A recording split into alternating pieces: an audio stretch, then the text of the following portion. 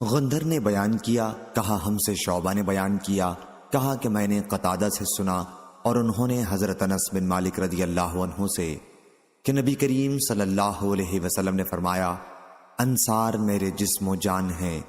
ایک دور آئے گا کہ دوسرے لوگ تو بہت ہو جائیں گے لیکن انصار کم رہ جائیں گے، اس لیے ان کے نیکوکاروں کی پذیرائی کیا کرنا اور خطا کاروں سے درگزر کیا کرنا۔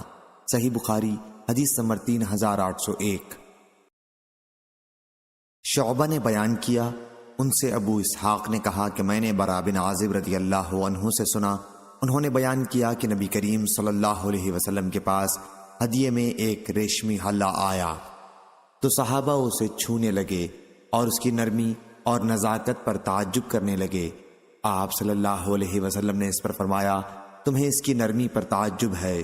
سعد بن معاذ رضی اللہ عنہ کے رومال جنت میں اس سے کہیں بہتر ہیں، یا آپ نے فرمایا کہ اس سے کہیں زیادہ نرم و نازک ہیں۔ اس حدیث کی روایت قتادہ اور زہری نے بھی کی ہے، انہوں نے انس رضی اللہ عنہ سے سنا، انہوں نے نبی کریم صلی اللہ علیہ وسلم سے روایت کیا ہے۔ صحیح بخاری حدیث نمبر 3802۔ ابو عیوانہ کے داماد فضل بن مساور نے بیان کیا، کہا ہم سے ابو عیوانہ نے بیان کیا، عامش سے، ان سے ابو سفیان نے اور ان سے جابر رضی اللہ عنہ نے بیان کیا کہ میں نے رسول اللہ صلی اللہ علیہ وسلم سے سنا، آپ نے فرمایا کہ سعد بن معاذ رضی اللہ عنہ کی موت پر عرش ہل گیا۔ اور عامش سے روایت ہے، ان سے ابو صالح نے بیان کیا اور ان سے جابر رضی اللہ عنہ نے نبی کریم صلی اللہ علیہ وسلم سے اسی طرح روایت کیا۔ ایک صاحب نے جابر رضی اللہ عنہ سے کہا کہ برا رضی اللہ عنہ تو اس طرح بیان کرتے ہیں کہ چارپائی جس پر معاذ رضی اللہ عنہ کی نعش رکھی ہوئی تھی ہل گئی تھی۔ حضرت جابر رضی اللہ عنہ نے کہا، ان دونوں قبیلوں اوس و خزرج کے درمیان زمانہ جاہلیت میں دشمنی تھی، میں نے خود نبی کریم صلی اللہ علیہ وسلم کو یہ فرماتے سنا ہے کہ سعد بن معاذ رضی اللہ عنہ کی موت پر عرش رحمان ہل گیا تھا۔ صحیح بخاری حدیث نمبر 3803۔ شعبہ نے بیان کیا، ان سے سعد بن ابراہیم نے، ان سے ابو امامہ بن سہل بن حنیف نے اور ان سے حضرت ابو سعید خدری رضی اللہ عنہ نے بیان کیا کہ ایک قوم یہود بن قریظہ نے سعد بن معاذ رضی اللہ عنہ کو ثالث مان کر ہتھیار ڈال دیے تو انہیں بلانے کے لیے آدمی بھیجا گیا اور وہ گدھے پر سوار ہو کر آئے۔ جب اس جگہ کے قریب پہنچے جسے نبی کریم صلی اللہ علیہ وسلم نے ایام جنگ میں نماز پڑھنے کے لیے منتخب کیا ہوا تھا تو آن حضرت صلی اللہ علیہ وسلم نے صحابہ سے فرمایا کہ اپنے سب سے بہتر شخص کے لیے، یا آپ نے یہ فرمایا اپنے سردار کو لینے کے لیے کھڑے ہو جاؤ۔ پھر آپ نے فرمایا، اے سعد، انہوں نے تم کو ثالث مان کر ہتھیار ڈال دیے ہیں۔ حضرت سعد رضی اللہ عنہ نے کہا، پھر میرا فیصلہ یہ ہے کہ ان کے جو لوگ جنگ کرنے والے ہیں انہیں ختم کر دیا جائے اور ان کی عورتوں بچوں کو جنگی قیدی بنا لیا جائے۔ حضرت صلی اللہ علیہ وسلم نے فرمایا، تم نے اللہ کے فیصلے کے مطابق فیصلہ کیا، یا آپ نے یہ فرمایا کہ فرشتے کے حکم کے مطابق فیصلہ کیا ہے۔ صحیح بخاری حدیث نمبر 3804۔ حبان نے بیان کیا، کہا ہم سے حمام نے بیان کیا، انہیں قتادہ نے خبر دی اور انہیں حضرت انس رضی اللہ عنہ نے کہ نبی کریم صلی اللہ علیہ وسلم کی مجلس سے اٹھ کر دو صحابی ایک تاریک رات میں اپنے گھر کی طرف جانے لگے تو ایک غیبی نور ان کے آگے آگے چل رہا تھا، پھر جب وہ جدا ہوئے تو ان کے ساتھ ساتھ وہ نور بھی الگ الگ ہو گیا۔ اور معمر نے ثابت سے بیان کیا اور ان سے حضرت انس رضی اللہ عنہ نے کہ اسید بن حضیر رضی اللہ عنہ اور ایک دوسرے انصاری صحابی کے ساتھ یہ کرامت پیش آئی تھی۔ اور حماد نے بیان کیا، انہیں ثابت نے خبر دی اور انہیں حضرت انس رضی اللہ عنہ نے کہ اسید بن حضیر اور عباد بن بشر رضی اللہ عنہ کے ساتھ یہ کرامت پیش آئی تھی۔ یہ نبی کریم صلی اللہ علیہ وسلم کے حوالے سے نقل کیا ہے۔ صحیح بخاری حدیث نمبر 3805۔ محمد بن بشار نے بیان کیا، انہوں نے کہا ہم سے غندر نے بیان کیا، کہا ہم سے شعبہ نے بیان کیا، ان سے عمروں نے، ان سے ابراہیم نے، ان سے مسروق نے اور ان سے حضرت عبداللہ بن عمر رضی اللہ عنہ نے بیان کیا کہ میں نے نبی کریم صلی اللہ علیہ وسلم سے سنا، آپ نے فرمایا، قرآن 4 حضرات صحابہ رضی اللہ عنہم عبداللہ بن مسعود، ابو حذیفہ کے غلام سالم اور ابی بن کعب اور معاذ بن جبل رضی اللہ عنہم سے سیکھو۔ صحیح بخاری حدیث نمبر 3806۔ عبد الصمد نے بیان کیا، انہوں نے کہا ہم سے شعبہ نے بیان کیا کہ ہم سے قتادہ نے بیان کیا، انہوں نے کہا کہ میں نے حضرت انس بن مالک رضی اللہ عنہ سے سنا کہ حضرت ابو اسید رضی اللہ عنہ نے بیان کیا کہ نبی کریم صلی اللہ علیہ وسلم نے فرمایا، انصار کا بہترین گھرانہ بنو نجار کا گھرانہ ہے، پھر بنو عبد الاشہل کا، پھر بنو عبد الحارث کا، پھر بنو سعدہ کا، اور خیر انصار کے تمام گھرانوں میں ہے۔ حضرت سعد بن عبادہ نے کہا، اور وہ اسلام قبول کرنے میں بڑی قدامت رکھتے تھے، کہ میرا خیال ہے حضرت صلی اللہ علیہ وسلم نے ہم پر دوسروں کو فضیلت دے دی ہے۔ ان سے کہا گیا کہ حضرت صلی اللہ علیہ وسلم نے تم کو بھی تو بہت سے لوگوں پر فضیلت دی ہے، اعتراض کی کیا بات ہے؟ صحیح بخاری حدیث نمبر 3807۔ مسروق نے بیان کیا کہ عبداللہ بن عمر رضی اللہ عنہ کی مجلس میں حضرت عبداللہ بن مسعود رضی اللہ عنہ کا ذکر آیا کہ اس وقت سے ان کی محبت میرے دل میں بہت بیٹھ گئی جب میں نے رسول کریم صلی اللہ علیہ وسلم کو یہ فرماتے سنا کہ قرآن 4 آدمیوں سے سیکھو۔ عبداللہ بن مسعود رضی اللہ عنہ سے حضرت صلی اللہ علیہ وسلم نے انہی کے نام سے ابتدا کی، اور ابو حذیفہ رضی اللہ عنہ کے غلام سالم سے، معاذ بن جبل رضی اللہ عنہ سے، اور ابی بن کعب رضی اللہ عنہ سے۔ صحیح بخاری حدیث نمبر 3808۔ غندر نے بیان کیا، کہا کہ میں نے شعبہ سے سنا، انہوں نے قتادہ سے سنا، اور ان سے حضرت انس بن مالک رضی اللہ عنہ نے بیان کیا کہ نبی کریم صلی اللہ علیہ وسلم نے حضرت ابی بن کعب رضی اللہ عنہ سے فرمایا، اللہ تعالیٰ نے مجھے حکم دیا ہے کہ میں تم کو سورہ لم یکن الذین کفروا سناؤں۔ اس پر حضرت ابی بن کعب رضی اللہ عنہ بولے، کیا اللہ تعالیٰ نے میرا نام دیا ہے؟ حضرت صلی اللہ علیہ وسلم نے فرمایا کہ ہاں۔ اس پر حضرت ابی بن کعب رضی اللہ عنہ فرط مسرت سے رونے لگے۔ صحیح بخاری حدیث نمبر 3809۔ یحییٰ نے بیان کیا، کہا ہم سے شعبہ نے بیان کیا، ان سے قتادہ نے، اور ان سے حضرت انس بن مالک رضی اللہ عنہ نے، کہ نبی کریم صلی اللہ علیہ وسلم کے زمانے میں 4 آدمی جن سب کا تعلق قبیلہ انصار سے تھا قرآن مجید جمع کرنے والے تھے، ابی بن کعب، معاذ بن جبل، ابو زید اور زید بن ثابت رضی اللہ عنہم۔ میں نے پوچھا ابو زید کون ہیں؟ انہوں نے فرمایا کہ وہ میرے ایک چچا ہیں۔ صحیح بخاری حدیث نمبر 3810۔ عبد الوارث نے بیان کیا، کہا ہم سے عبدالعزیز بن صہیب نے بیان کیا، اور ان سے انس رضی اللہ عنہ نے بیان کیا کہ احد کی لڑائی کے موقع پر جب صحابہ نبی کریم صلی اللہ علیہ وسلم کے قریب سے ادھر ادھر چلنے لگے تو ابو طلحہ رضی اللہ عنہ اس وقت اپنی ایک ڈھال سے حضرت صلی اللہ علیہ وسلم کی حفاظت کر رہے تھے۔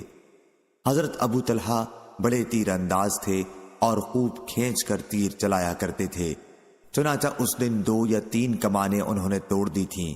اس وقت اگر کوئی مسلمان ترکش لیے ہوئے گزرتا تو حضرت صلی اللہ علیہ وسلم فرماتے کہ اس کے تیر ابو طلحہ کو دے دو۔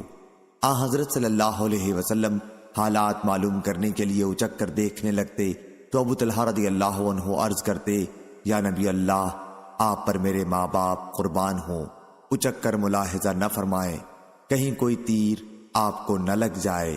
میرا سینہ حضرت صلی اللہ علیہ وسلم کے سینے کی ڈھال بنا رہا، اور میں نے عائشہ بنت ابی بکر اور ام سلیم ابو طلحہ کی بیوی رضی اللہ عنہم کو دیکھا کہ اپنا ازار اٹھائے ہوئے غازیوں کی مدد میں بڑی تیزی کے ساتھ مشغول تھیں۔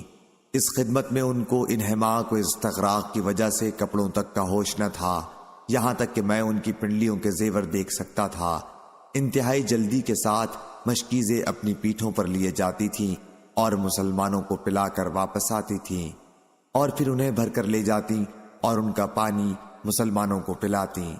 اور ابو طلحہ رضی اللہ عنہ کے ہاتھ سے اس دن 2 یا 3 مرتبہ تلوار چھوٹ کر گر پڑی تھی۔ صحیح بخاری حدیث نمبر 3811۔ عبداللہ بن یوسف نے بیان کیا، انہوں نے کہا کہ میں نے امام مالک سے سنا، وہ عمر بن عبید اللہ کے مولا ابو نضر سے بیان کرتے تھے، وہ عامر بن سعد بن ابی وقاص سے اور ان سے ان کے والد حضرت سعد بن ابی وقاص رضی اللہ عنہ نے بیان کیا کہ میں نے نبی کریم صلی اللہ علیہ وسلم سے عبداللہ بن سلام رضی اللہ عنہ کے سوا اور کسی کے متعلق یہ نہیں سنا کہ وہ اہل جنت میں سے ہیں۔ بیان کیا کہ آیت وَشَهِدَ شَاهِدٌ مِّن بَنِي اسرائیل سورۃ الاحقاف آیت نمبر 10 انہی کے بارے میں نازل ہوئی تھی۔ راوی حدیث عبداللہ بن یوسف نے بیان کیا کہ آیت کے نزول کے متعلق مالک کا قول ہے یا حدیث میں اسی طرح تھا۔ صحیح بخاری حدیث نمبر 3812۔ اظہر سمان نے بیان کیا ان سے ابن عون نے، ان سے محمد نے اور ان سے قیس بن عباد نے بیان کیا کہ میں مسجد نبوی میں بیٹھا ہوا تھا کہ ایک بزرگ مسجد میں داخل ہوئے جن کے چہرے پر خشوع و خضوع کے آثار ظاہر تھے۔ لوگوں نے کہا کہ یہ بزرگ جنتی لوگوں میں ہیں۔ پھر انہوں نے 2 رکعت نماز مختصر طریقے پر پڑھی اور باہر نکل گئے۔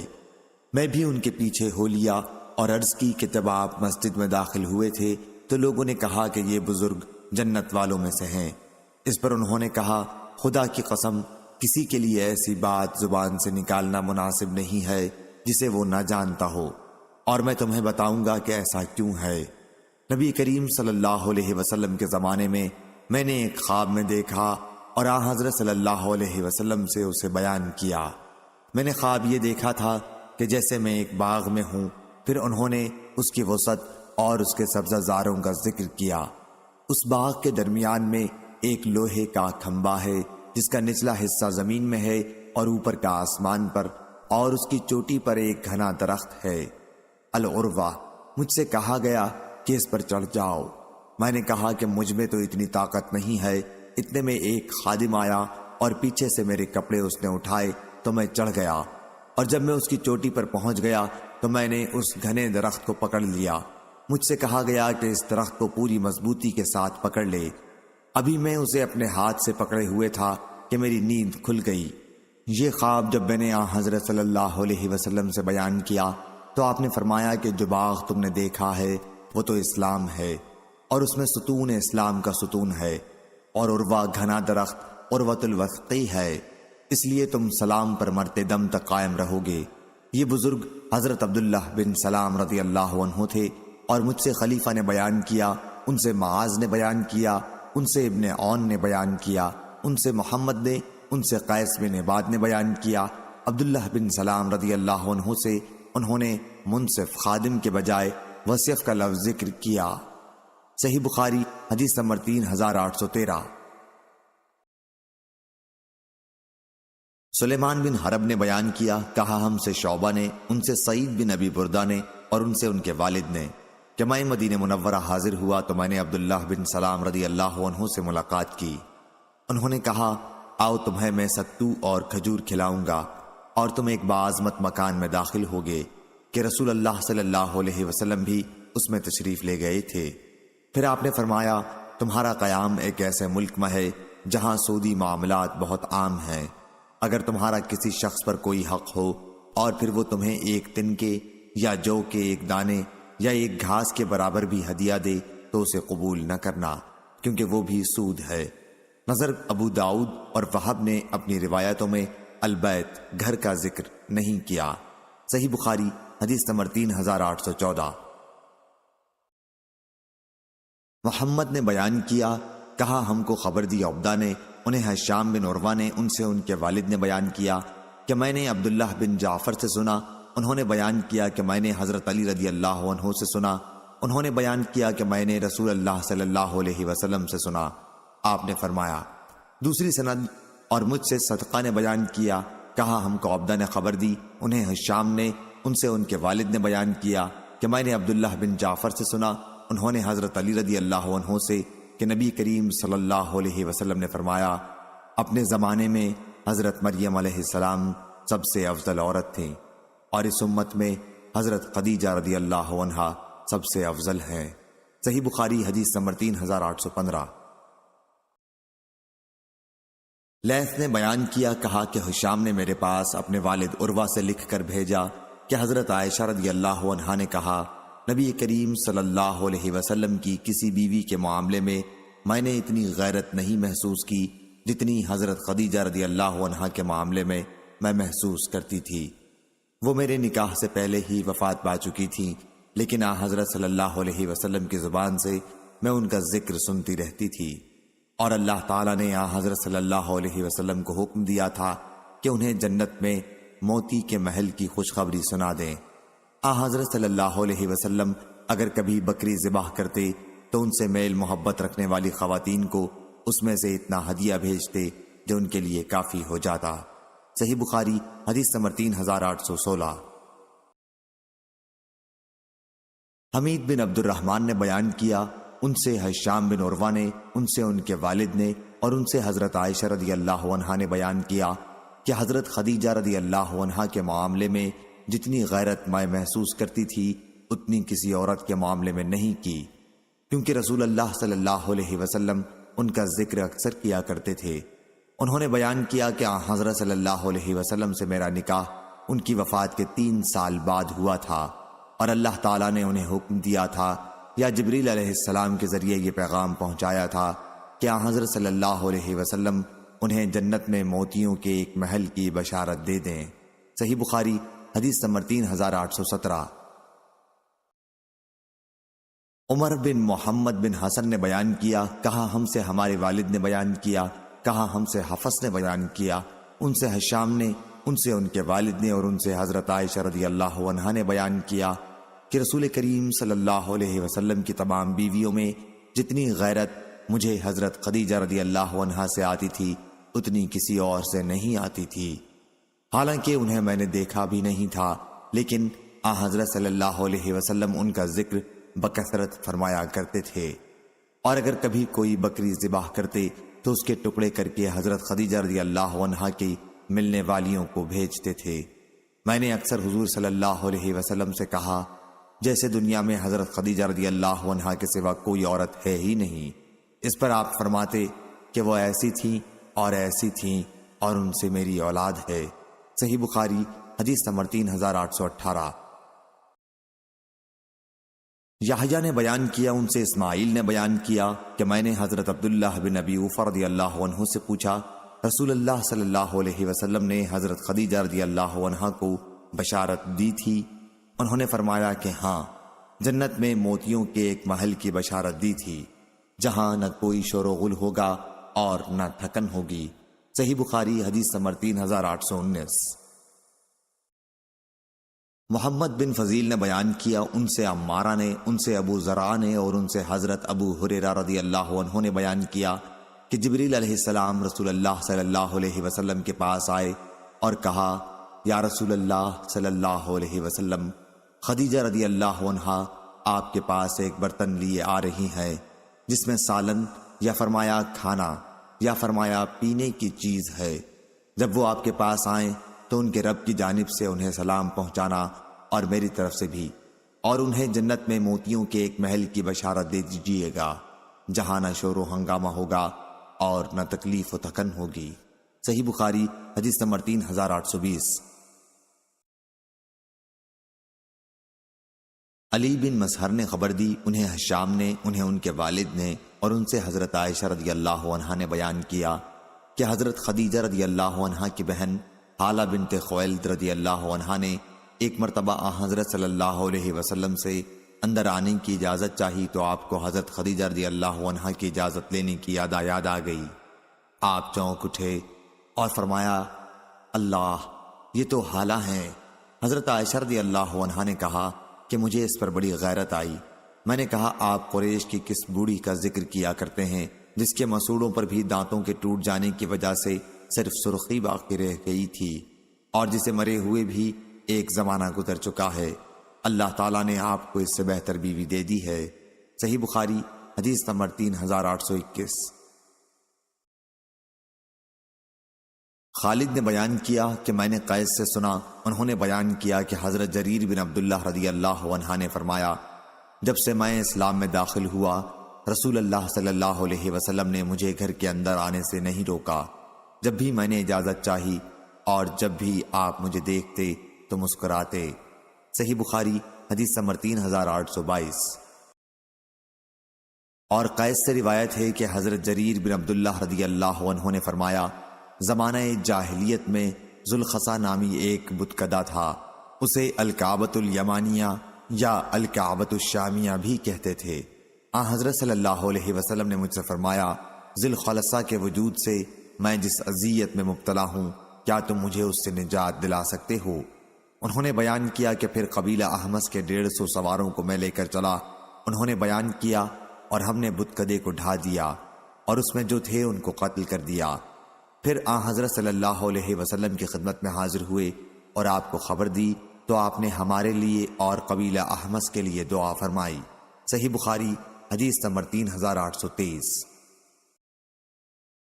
اسماعیل بن خلیل نے بیان کیا، کہا ہم سے سلمہ بن رجاء نے، انہیں ہشام بن عروہ نے، انہیں ان کے والد نے اور ان سے عائشہ رضی اللہ عنہا نے بیان کیا کہ احد کی لڑائی میں جب مشرکین ہار چکے تو ابلیس نے چلا کر کہا، اے اللہ کے بندو، پیچھے والوں کو قتل کرو۔ چنانچہ آگے کے مسلمان پیچھے والوں پر پل پڑے اور انہیں قتل کرنا شروع کر دیا۔ حذیفہ رضی اللہ عنہ نے جو دیکھا تو ان کے والد یمان رضی اللہ عنہ بھی وہیں موجود تھے۔ انہوں نے پکار کر کہا، اے اللہ کے بندو، یہ تو میرے والد ہیں، میرے والد۔ عائشہ رضی اللہ عنہا نے بیان کیا کہ اللہ کی قسم اس وقت تک لوگ وہاں سے نہیں ہٹے جب تک انہیں قتل نہ کر لیا۔ حذیفہ رضی اللہ عنہ نے صرف اتنا کہا، اللہ تمہاری مغفرت کرے۔ ہشام نے بیان کیا کہ اللہ کی قسم حذیفہ رضی اللہ عنہ برابر یہ کلمہ دعائیہ کہتے رہے کہ اللہ ان کے والد پر حملہ کرنے والوں کو بخشے جو کہ محض غلط فہمی کی وجہ سے یہ حرکت کر بیٹھے۔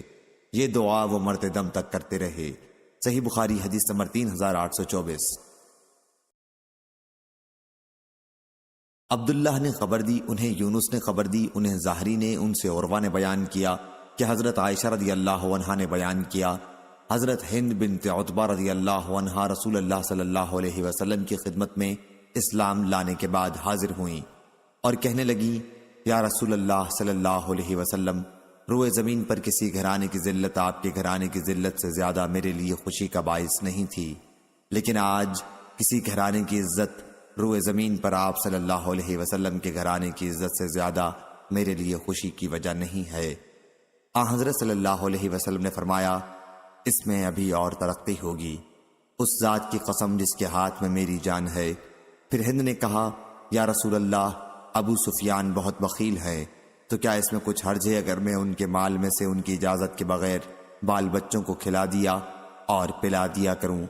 آپ نے فرمایا، ہاں، لیکن میں سمجھتا ہوں کہ یہ دستور کے مطابق ہونا چاہیے۔ صحیح بخاری حدیث نمبر 3825۔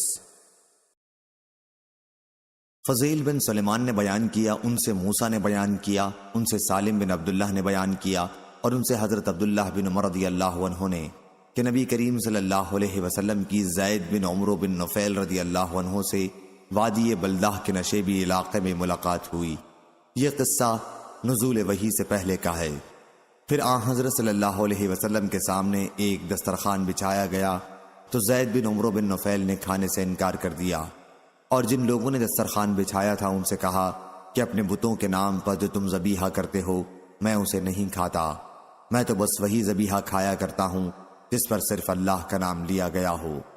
زید بن عمرو قریش پر ان کے ذبیحے کے بارے میں عیب بیان کرتے اور کہتے تھے کہ بکری کو پیدا تو کیا ہے اللہ تعالیٰ نے، اسی نے اس کے لیے آسمان سے پانی برسایا ہے، اسی نے اس کے لیے زمین سے گھاس اگائی، پھر تم اللہ کے سوا دوسرے بتوں کے ناموں پر اسے ذبح کرتے ہو۔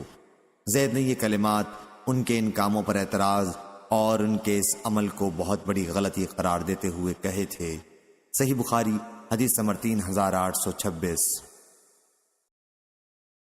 سالم بن عبداللہ نے بیان کیا اور مجھے یقین ہے کہ انہوں نے یہ ابن عمر رضی اللہ عنہ سے بیان کیا تھا کہ زید بن عمرو بن نفیل شام گئے، دین خالص کی تلاش میں نکلے، وہاں وہ ایک یہودی عالم سے ملے تو انہوں نے ان کے دین کے بارے میں پوچھا اور کہا ممکن ہے میں تمہارا دین اختیار کر لوں، اس لیے تم مجھے اپنے دین کے متعلق بتاؤ۔ یہودی عالم نے کہا کہ ہمارے دین میں تم اس وقت تک داخل نہیں ہو سکتے جب تک تم اللہ کے غضب کے ایک حصے کے لیے تیار نہ ہو جاؤ۔ اس پر زید رضی اللہ عنہ نے کہا کہ واہ، میں اللہ کے غضب ہی سے بھاگ کر آیا ہوں، پھر خدا کے غضب کو میں اپنے اوپر کبھی نہ لوں گا۔ اور نہ مجھ کو اسے اٹھانے کی طاقت ہے۔ کیا تم مجھے کسی اور دوسرے دین کا کچھ پتہ بتا سکتے ہو؟ اس عالم نے کہا میں نہیں جانتا، کوئی دین سچا ہو تو دین حنیف ہو۔ زید نے پوچھا دین حنیف کیا ہے؟ اس عالم نے کہا کہ ابراہیم علیہ السلام کا دین، جو نہ یہودی تھے اور نہ نصرانی، اور وہ اللہ کے سوا کسی کی عبادت نہیں کرتے تھے۔ زید وہاں سے چلے آئے اور ایک نصرانی پادری سے ملے، ان سے بھی اپنا خیال بیان کیا۔ اس نے بھی یہی کہا کہ تم ہمارے دین میں آؤ گے تو اللہ تعالیٰ کی لعنت میں سے ایک حصہ لوگے۔ زید رضی اللہ عنہ نے کہا میں اللہ کی لعنت سے ہی بچنے کے لیے تو یہ سب کچھ کر رہا ہوں، اللہ کی لعنت اٹھانے کی مجھ میں طاقت نہیں، اور نہ میں اس کا یہ غضب کسی طرح اٹھا سکتا ہوں۔ کیا تم میرے لیے اس کے سوا کوئی اور دین بتلا سکتے ہو؟ پادری نے کہا کہ میری نظر میں ہے تو صرف ایک دین حنیف سچا دین ہے۔ زید نے پوچھا دین حنیف کیا ہے؟ کہا کہ وہ دین ابراہیم علیہ السلام ہے، جو نہ یہودی تھے اور نہ نصرانی، اور اللہ کے سوا وہ کسی کی پوجا نہیں کرتے تھے۔ زید نے جب دین ابراہیم علیہ السلام کے بارے میں ان کی یہ رائے سنی تو وہاں سے روانہ ہو گئے، اور اس سرزمین سے باہر نکل کر اپنے دونوں ہاتھ آسمان کی طرف اٹھائے اور یہ دعا کی، اے اللہ میں گواہی دیتا ہوں کہ میں دین ابراہیم پر ہوں۔ صحیح بخاری حدیث نمبر 3827۔ اور لیث بن سعد نے کہا کہ مجھے ہشام نے لکھا اپنے والد عروہ بن زبیر سے، اور انہوں نے کہا کہ ہم سے حضرت اسماء بنت ابی بکر رضی اللہ عنہا نے بیان کیا کہ میں نے زید بن عمرو بن نفیل کو کعبے سے اپنی پیٹھ لگائے ہوئے کھڑے ہو کر یہ سنا، اے قریش کے لوگوں، خدا کی قسم میرے سوا اور کوئی تمہارے یہاں دین ابراہیم پر نہیں ہے۔ اور زید بیٹیوں کو زندہ نہیں گاڑتے تھے، اور ایسے شخص سے جو اپنی بیٹی کو مار ڈالنا چاہتا کہتے اس کی جان نہ لے، اس کے تمام اخراجات کا ذمہ میں لیتا ہوں۔ چنانچہ لڑکی کو اپنی پرورش میں رکھ لیتے، جب وہ بڑی ہو جاتی تو اس کے باپ سے کہتے اب اگر تم چاہو تو میں تمہاری لڑکی کو تمہارے حوالے کر سکتا ہوں، اور اگر تمہاری مرضی ہو تو میں اس کے سب کام پورے کر دوں گا۔ صحیح بخاری حدیث نمبر 3828۔ ابن جریج نے خبر دی، کہا کہ مجھے عمرو بن دینار نے خبر دی، انہوں نے حضرت جابر بن عبداللہ رضی اللہ عنہ سے سنا، انہوں نے بیان کیا کہ جب کعبے کی تعمیر ہو رہی تھی تو نبی کریم صلی اللہ علیہ وسلم اور حضرت عباس رضی اللہ عنہ اس کے لیے پتھر ڈھو رہے تھے۔ حضرت عباس رضی اللہ عنہ نے حضرت صلی اللہ علیہ وسلم سے کہا اپنا تہبند گردن پر رکھ لو، اس طرح پتھر کی خراش لگنے سے بچ جاؤ گے۔ آپ نے جب ایسا کیا آپ زمین پر گر پڑے اور آپ کی نظر آسمان پر گڑ گئی۔ جب ہوش ہوا تو آپ نے چچا سے فرمایا میرا تہبند لاؤ، پھر انہوں نے آپ کا تہبند خوب مضبوط باندھ دیا۔ صحیح بخاری حدیث نمبر 3829۔ حماد بن زید نے بیان کیا، ان سے عمرو بن دینار اور عبید اللہ بن ابی زید نے بیان کیا کہ نبی کریم صلی اللہ علیہ وسلم کے زمانے میں بیت اللہ کے گرد احاطے کی دیوار نہ تھی، لوگ کعبے کے گرد نماز پڑھتے تھے۔ پھر جب حضرت عمر رضی اللہ عنہ کا دور آیا تو انہوں نے اس کے گرد دیوار بنوائی۔ عبید اللہ نے بیان کیا کہ یہ دیواریں بھی پست تھیں، عبداللہ بن زبیر رضی اللہ عنہ نے ان کو بلند کیا۔ صحیح بخاری حدیث نمبر 3830۔ یحییٰ بن قطان نے بیان کیا کہ مجھ سے میرے والد نے بیان کیا، اور ان سے حضرت عائشہ رضی اللہ عنہا نے بیان کیا کہ عاشورہ کا روزہ قریش لوگ زمانہ جاہلیت میں رکھتے تھے، اور نبی کریم صلی اللہ علیہ وسلم نے بھی اسے باقی رکھا تھا۔ جب آپ صلی اللہ علیہ وسلم مدینہ تشریف لائے تو آپ صلی اللہ علیہ وسلم نے خود بھی اس دن روزہ رکھا اور صحابہ رضی اللہ عنہم کو بھی رکھنے کا حکم دیا۔ لیکن جب رمضان کا روزہ 2 ہجری میں فرض ہوا تو اس کے بعد آپ نے حکم دیا کہ جس کا جی چاہے عاشورہ کا روزہ رکھے اور جو نہ چاہے نہ رکھے۔ صحیح بخاری حدیث نمبر 3831۔ وہیب نے بیان کیا، کہا ہم سے عبداللہ بن طاؤس نے بیان کیا، ان سے ان کے والد نے، اور ان سے حضرت ابن عباس رضی اللہ عنہ نے بیان کیا کہ زمانے جاہلیت میں لوگ حج کے مہینوں میں عمرہ کرنا بہت بڑا گناہ خیال کرتے تھے۔ وہ محرم کو سفر کہتے۔ ان کے ہاں یہ مثل تھی کہ اونٹ کی پیٹھ کا زخم جب اچھا ہونے لگے اور حاجیوں کے نشانات قدم مٹ چکے تو اب عمرہ کرنے والوں کا عمرہ جائز ہوا۔ ابن عباس رضی اللہ عنہ نے بیان کیا کہ پھر رسول اللہ صلی اللہ علیہ وسلم اپنے اصحاب کے ساتھ ذی الحج کی 4 تاریخ کو حج کا احرام باندھے ہوئے مکہ تشریف لائے، تو آپ نے صحابہ کو حکم دیا کہ اپنے حج کو عمرہ کر ڈالیں، طواف اور سعی کر کے احرام کھول دیں۔ صحابہ نے عرض کیا یا رسول اللہ، اس عمرے اور حج کے دوران میں کیا چیزیں حلال ہوں گی؟ آپ نے فرمایا کہ تمام چیزیں جو احرام کی نہ ہونے کی حالت میں حلال تھیں وہ سب حلال ہو جائیں گی۔ صحیح بخاری حدیث نمبر 3832۔ علی بن عبداللہ مدینی نے بیان کیا، کہا ہم سے سفیان بن عینہ نے کہا کہ عمرو بن دینار بیان کیا کرتے تھے کہ ہم سے سعید بن مسیب نے اپنے والد سے بیان کیا، انہوں نے سعید کے دادا حزن سے بیان کیا کہ زمانہ جاہلیت میں ایک مرتبہ سیلاب آیا کہ مکے کی دونوں پہاڑیوں کے درمیان پانی ہی پانی ہو گیا۔ سفیان نے بیان کیا یا بیان کرتے تھے کہ اس حدیث کا ایک بہت بڑا قصہ ہے۔ صحیح بخاری حدیث نمبر 3833۔ ابو عوانہ نے بیان کیا، ان سے ابو البشر نے اور ان سے قیس بن ابی حازم نے بیان کیا کہ ابو بکر رضی اللہ عنہ قبیلہ احمس کی ایک عورت سے ملے، ان کا نام زینب بنت مہاجر تھا۔ آپ نے دیکھا کہ وہ بات ہی نہیں کرتی، دریافت فرمایا کیا بات ہے، یہ بات کیوں نہیں کرتی؟ لوگوں نے بتایا کہ مکمل خاموشی کے ساتھ حج کرنے کی منت مانی ہے۔ ابو بکر رضی اللہ عنہ نے ان سے فرمایا عجیب بات کرو، اس طرح حج کرنا تو جاہلیت کی رسم ہے۔ چنانچہ اس نے بات کی اور پوچھا آپ کون ہیں؟ حضرت ابو بکر رضی اللہ عنہ نے کہا کہ میں مہاجرین کا ایک آدمی ہوں۔ انہوں نے پوچھا کہ مہاجرین کے کس قبیلے سے ہیں؟ آپ نے فرمایا کہ قریش سے۔ انہوں نے پوچھا قریش کے کس خاندان سے؟ حضرت ابو بکر رضی اللہ عنہ نے اس پر فرمایا تم بہت پوچھنے والی عورت ہو، میں ابو بکر رضی اللہ عنہ ہوں۔ اس کے بعد انہوں نے پوچھا جاہلیت کے بعد اللہ تعالیٰ نے جو ہمیں یہ دین حق عطا فرمایا ہے، اس پر ہم مسلمان کب تک قائم رہ سکیں گے؟ آپ نے فرمایا اس پر تمہارا قیام اس وقت تک رہے گا جب تک تمہارے امام حاکم سیدھے رہیں گے۔ اس خاتون نے پوچھا امام سے کیا مراد ہے؟ آپ نے فرمایا کہ تمہاری قوم میں سردار اور اشراف لوگ نہیں ہیں جو اگر لوگوں کو کوئی حکم دیں تو وہ اس کی اطاعت کریں۔ اس نے کہا کہ کیوں نہیں ہیں؟ ابو بکر رضی اللہ عنہ نے کہا کہ امام سے یہی مراد ہے۔ صحیح بخاری حدیث نمبر 3834۔ علی بن مسہر نے خبر دی، انہیں حشام نے، انہیں ان کے والد نے اور ان سے حضرت عائشہ رضی اللہ عنہا نے بیان کیا کہ ایک کالی عورت جو کسی عرب کی باندی تھی اسلام لائیں اور مسجد میں ان کے رہنے کے لیے ایک کوٹھڑی تھی۔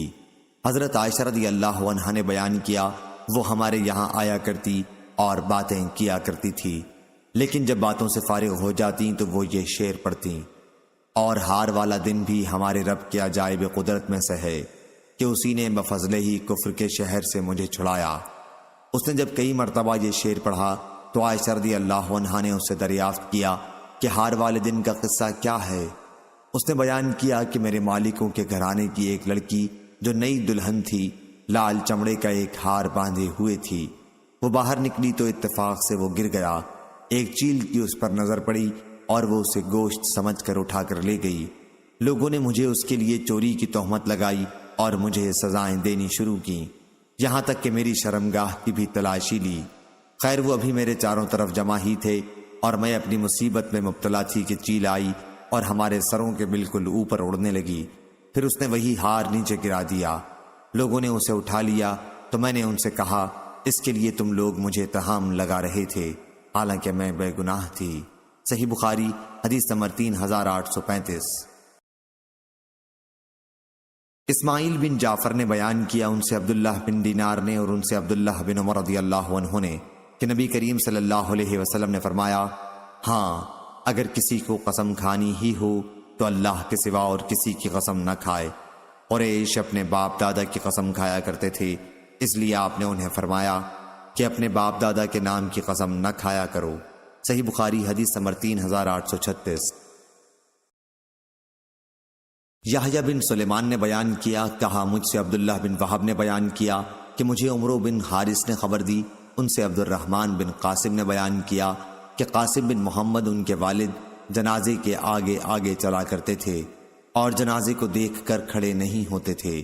حضرت عائشہ رضی اللہ عنہا کے حوالے سے وہ بیان کرتے تھے کہ زمانے جاہلیت میں لوگ جنازے کے لیے کھڑے ہو جایا کرتے تھے اور اسے دیکھ کر کہتے تھے کیا اے مرنے والے، جس طرح اپنی زندگی میں تو اپنے گھر والوں کے ساتھ تھا اب ویسا ہی کسی پرندے کے بھیس میں ہے۔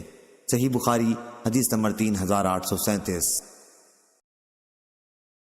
عبد الرحمن نے بیان کیا، انہوں نے کہا ہم سے سفیان نے بیان کیا، ان سے ابو اسحاق نے بیان کیا، ان سے عمر بن میمون نے بیان کیا کہ حضرت عمر رضی اللہ عنہ نے کہا جب تک دھوپ سبیر پہاڑی پر نہ جاتی قریش حج میں مزدلفہ سے نہیں نکلا کرتے تھے۔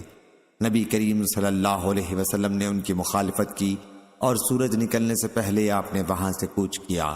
صحیح بخاری حدیث نمبر 3838۔ اسحاق بن ابراہیم نے بیان کیا، کہا کہ میں نے ابو اسامہ سے پوچھا کیا تم لوگوں سے یحییٰ بن محلب نے یہ حدیث بیان کی تھی کہ ان سے حسین نے بیان کیا، ان سے اکرمہ نے قرآن مجید کی آیت میں وَكَأْسًا دِحَاقًا کے متعلق فرمایا کہ معنی ہے بھرا ہوا پیالہ جس کا مسلسل دور چلے۔ صحیح بخاری حدیث نمبر 3839۔ اکرمہ نے بیان کیا اور حضرت عبداللہ بن عباس رضی اللہ عنہ نے بیان کیا کہ میں نے اپنے والد سے یہ سنا، وہ کہتے تھے کہ زمانہ جاہلیت میں یہ لفظ استعمال کرتے تھے اسقنا کاسن دہاقا، یعنی ہم کو بھرپور جام شراب پلاتے رہو۔ صحیح بخاری حدیث نمبر 3840۔ سفیان نے بیان کیا، ان سے عبد الملک نے، ان سے ابو سلمہ نے، ان سے حضرت ابو ہریرہ رضی اللہ عنہ نے کہ نبی کریم صلی اللہ علیہ وسلم نے فرمایا سب سے سچی بات جو کوئی شاعر کہہ سکتا تھا وہ لبید شاعر نے کہی، ہاں اللہ کے سوا ہر چیز باطل ہے۔ اور امیہ بن ابی سلط جاہلیت کا ایک شاعر مسلمان ہونے کے قریب تھا۔ صحیح بخاری حدیث نمبر 3841۔ اسماعیل نے بیان کیا، کہا مجھ سے میرے بھائی نے بیان کیا، ان سے سلیمان نے، ان سے یحییٰ بن سعید نے، ان سے عبد الرحمن بن قاسم نے، ان سے قاسم بن محمد نے، اور ان سے عائشہ رضی اللہ عنہا نے بیان کیا کہ حضرت ابو بکر رضی اللہ عنہ کا ایک غلام تھا جو روزانہ انہیں کچھ کمائی دیا کرتا تھا، اور حضرت ابو بکر رضی اللہ عنہ اسے اپنی ضروریات میں استعمال کیا کرتے تھے۔ ایک دن وہ غلام کوئی چیز لایا اور حضرت ابو بکر رضی اللہ عنہ نے بھی اس میں سے کھا لیا۔ پھر غلام نے کہا آپ کو معلوم ہے یہ کیسی کمائی سے ہے؟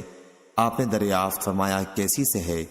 اس نے کہا میں نے زمانہ جاہلیت میں ایک شخص کے لیے کہانت کی تھی، حالانکہ مجھے کہانت نہیں آتی تھی، میں نے اسے صرف دھوکہ دیا تھا، لیکن اتفاق سے وہ مجھے مل گیا اور اس نے اس کی اجرت میں مجھ کو یہ چیز دی تھی، آپ کھا بھی چکے ہیں۔ حضرت ابو بکر رضی اللہ عنہ نے یہ سنتے ہی اپنا ہاتھ منہ میں ڈالا اور پیٹ کی تمام چیزیں قے کر کے نکال دیں۔ صحیح بخاری حدیث نمبر 3842۔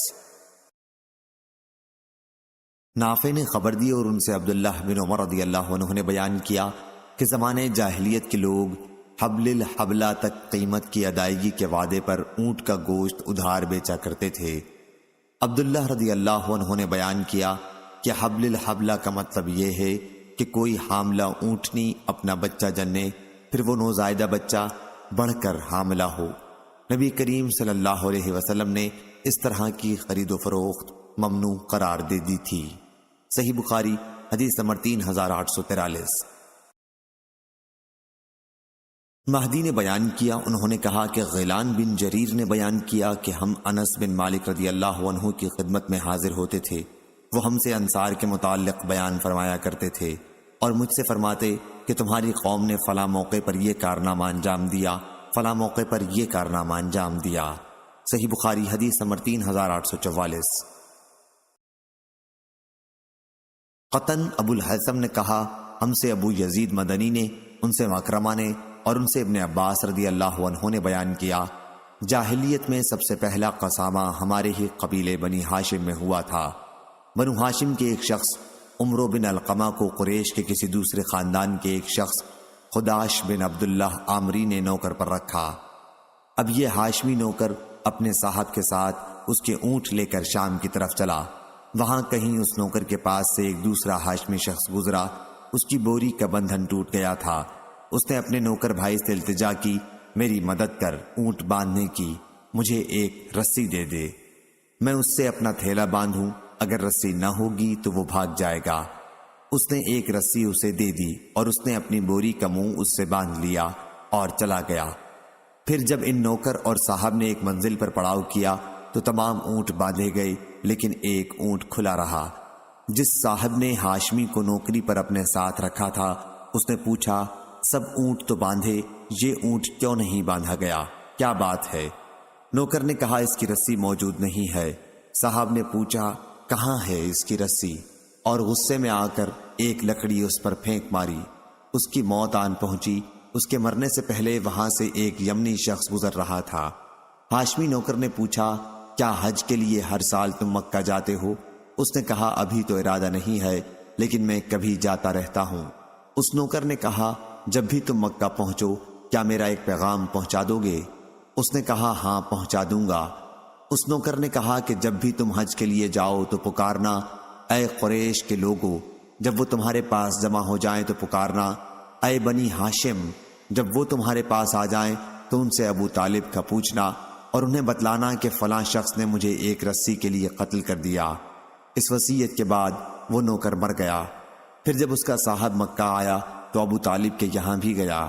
جناب ابو طالب نے دریافت کیا، ہمارے قبیلے کے جس شخص کو تم اپنے ساتھ نوکری کے لیے لے گئے تھے اس کا کیا ہوا؟ اس نے کہا کہ وہ بیمار ہو گیا تھا، میں نے خدمت کرنے میں کوئی کسر نہیں اٹھا رکھی، لیکن وہ مر گیا تو میں نے اسے دفن کر دیا۔ ابو طالب نے کہا کہ اس کے لیے تمہاری طرف سے یہی ہونا چاہیے تھا۔ ایک مدت کے بعد وہی یمنی شخص جسے ہاشمی نوکر نے پیغام پہنچانے کی وصیت کی تھی موسم حج میں آیا اور آواز دی، اے قریش کے لوگوں نے بتایا کہ یہاں قریش ہیں۔ اس نے آواز دی، اے بنی ہاشم۔ لوگوں نے بتایا کہ بنی ہاشم یہ ہیں۔ اس نے پوچھا، ابو طالب کہاں ہیں؟ لوگوں نے بتایا تو اس نے کہا کہ فلاں شخص نے مجھے ایک پیغام پہنچانے کے لیے کہا تھا کہ فلاں شخص نے اسے ایک رسی کی وجہ سے قتل کر دیا ہے۔ اب جناب ابو طالب اس صاحب کے یہاں آئے اور کہا کہ ان 3 چیزوں میں سے کوئی چیز پسند کر لو، اگر تم چاہو تو 100 اونٹ دیت میں دے دو، کیونکہ تم نے ہمارے قبیلے کے آدمی کو قتل کیا ہے، اور اگر چاہو تو تمہاری قوم کے 50 آدمی اس کی قسم کھا لیں کہ تم نے اسے قتل نہیں کیا۔ اگر تم اس پر تیار نہیں تو ہم تمہیں اس کے بدلے میں قتل کر دیں گے۔ وہ شخص اپنی قوم کے پاس آیا تو وہ اس کے لیے تیار ہو گئے کہ ہم قسم کھا لیں گے۔ پھر بنو ہاشم کی ایک عورت ابو طالب کے پاس آئی جو اسی قبیلے کے ایک شخص سے بیاہی ہوئی تھی اور اپنے اس شوہر سے اس کا بچہ بھی تھا۔ اس نے کہا، اے ابو طالب، آپ مہربانی کریں اور میرے اس لڑکے کو ان 50 آدمیوں میں معاف کر دیں، اور جہاں قسمیں لی جاتی ہیں یعنی رکن اور مقام ابراہیم کے درمیان، اس سے وہاں قسم نہ لیں۔ حضرت ابو طالب نے اسے معاف کر دیا۔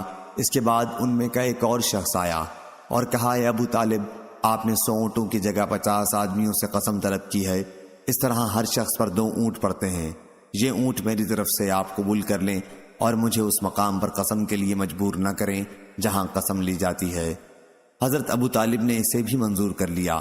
اس کے بعد بقیہ 48 جو آدمی آئے اور انہوں نے قسم کھا لی۔ ابن عباس رضی اللہ عنہ نے کہا، اس ذات کی قسم جس کے ہاتھ میں میری جان ہے، ابھی اس واقعے کو پورا سال بھی نہیں گزرا تھا کہ ان 48 آدمیوں میں سے ایک بھی ایسا نہیں رہا جو آنکھ ہلاتا۔ صحیح بخاری حدیث نمبر 3845۔ اسامہ نے بیان کیا، ان سے حشام نے، ان سے ان کے والد نے، اور ان سے حضرت عائشہ رضی اللہ عنہا نے بیان کیا کہ بعث کی لڑائی اللہ تعالیٰ نے مصلحت کی وجہ سے رسول اللہ صلی اللہ علیہ وسلم سے پہلے برپا کرا دی تھی۔ حضرت صلی اللہ علیہ وسلم جب مدینہ تشریف لائے تو یہاں انصار کی جماعت میں پھوٹ پڑی ہوئی تھی۔ ان کے سردار مارے جا چکے تھے یا زخمی ہو چکے تھے۔ اللہ تعالیٰ نے اس لڑائی کو اس لیے پہلے برپا کیا تھا کہ انصار اسلام میں داخل ہو جائیں۔ صحیح بخاری حدیث نمبر 3846۔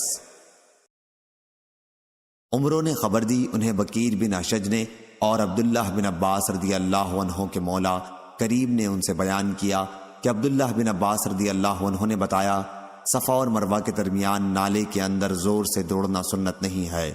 یہاں جاہلیت کے دور میں لوگ تیزی کے ساتھ دوڑا کرتے تھے کہ ہم تو اس پتھریلی جگہ سے دوڑ ہی کر پار ہوں گے۔ صحیح بخاری حدیث نمبر 3847۔ سفیان نے بیان کیا، انہوں نے کہا، ہم کو مطرف نے خبر دی، کہا میں نے ابو سفر سے سنا، وہ بیان کرتے تھے کہ میں نے عبداللہ بن عباس رضی اللہ عنہ سے سنا۔ انہوں نے کہا، اے لوگو، میری باتیں سنو کہ میں تم سے بیان کرتا ہوں، اور جو کچھ تم نے سمجھا ہے وہ مجھے سناؤ۔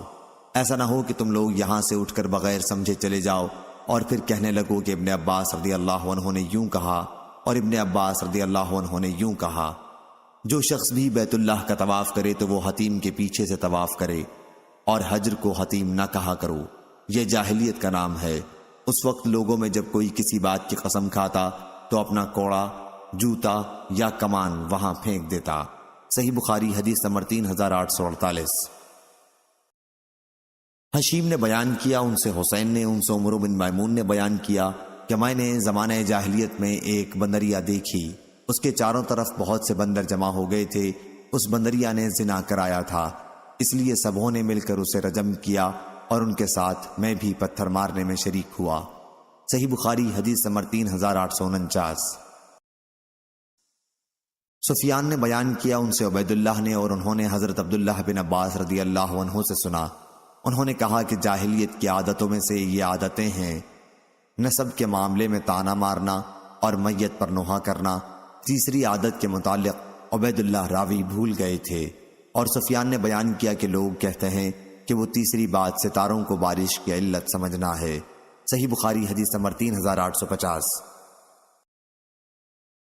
نظر نے بیان کیا، کہا ان سے حشام نے، ان سے اکرمہ نے، اور ان سے حضرت ابن عباس رضی اللہ عنہ نے بیان کیا کہ جب رسول اللہ صلی اللہ علیہ وسلم کی 40 سال کی عمر ہوئی تو آپ پر وحی نازل ہوئی۔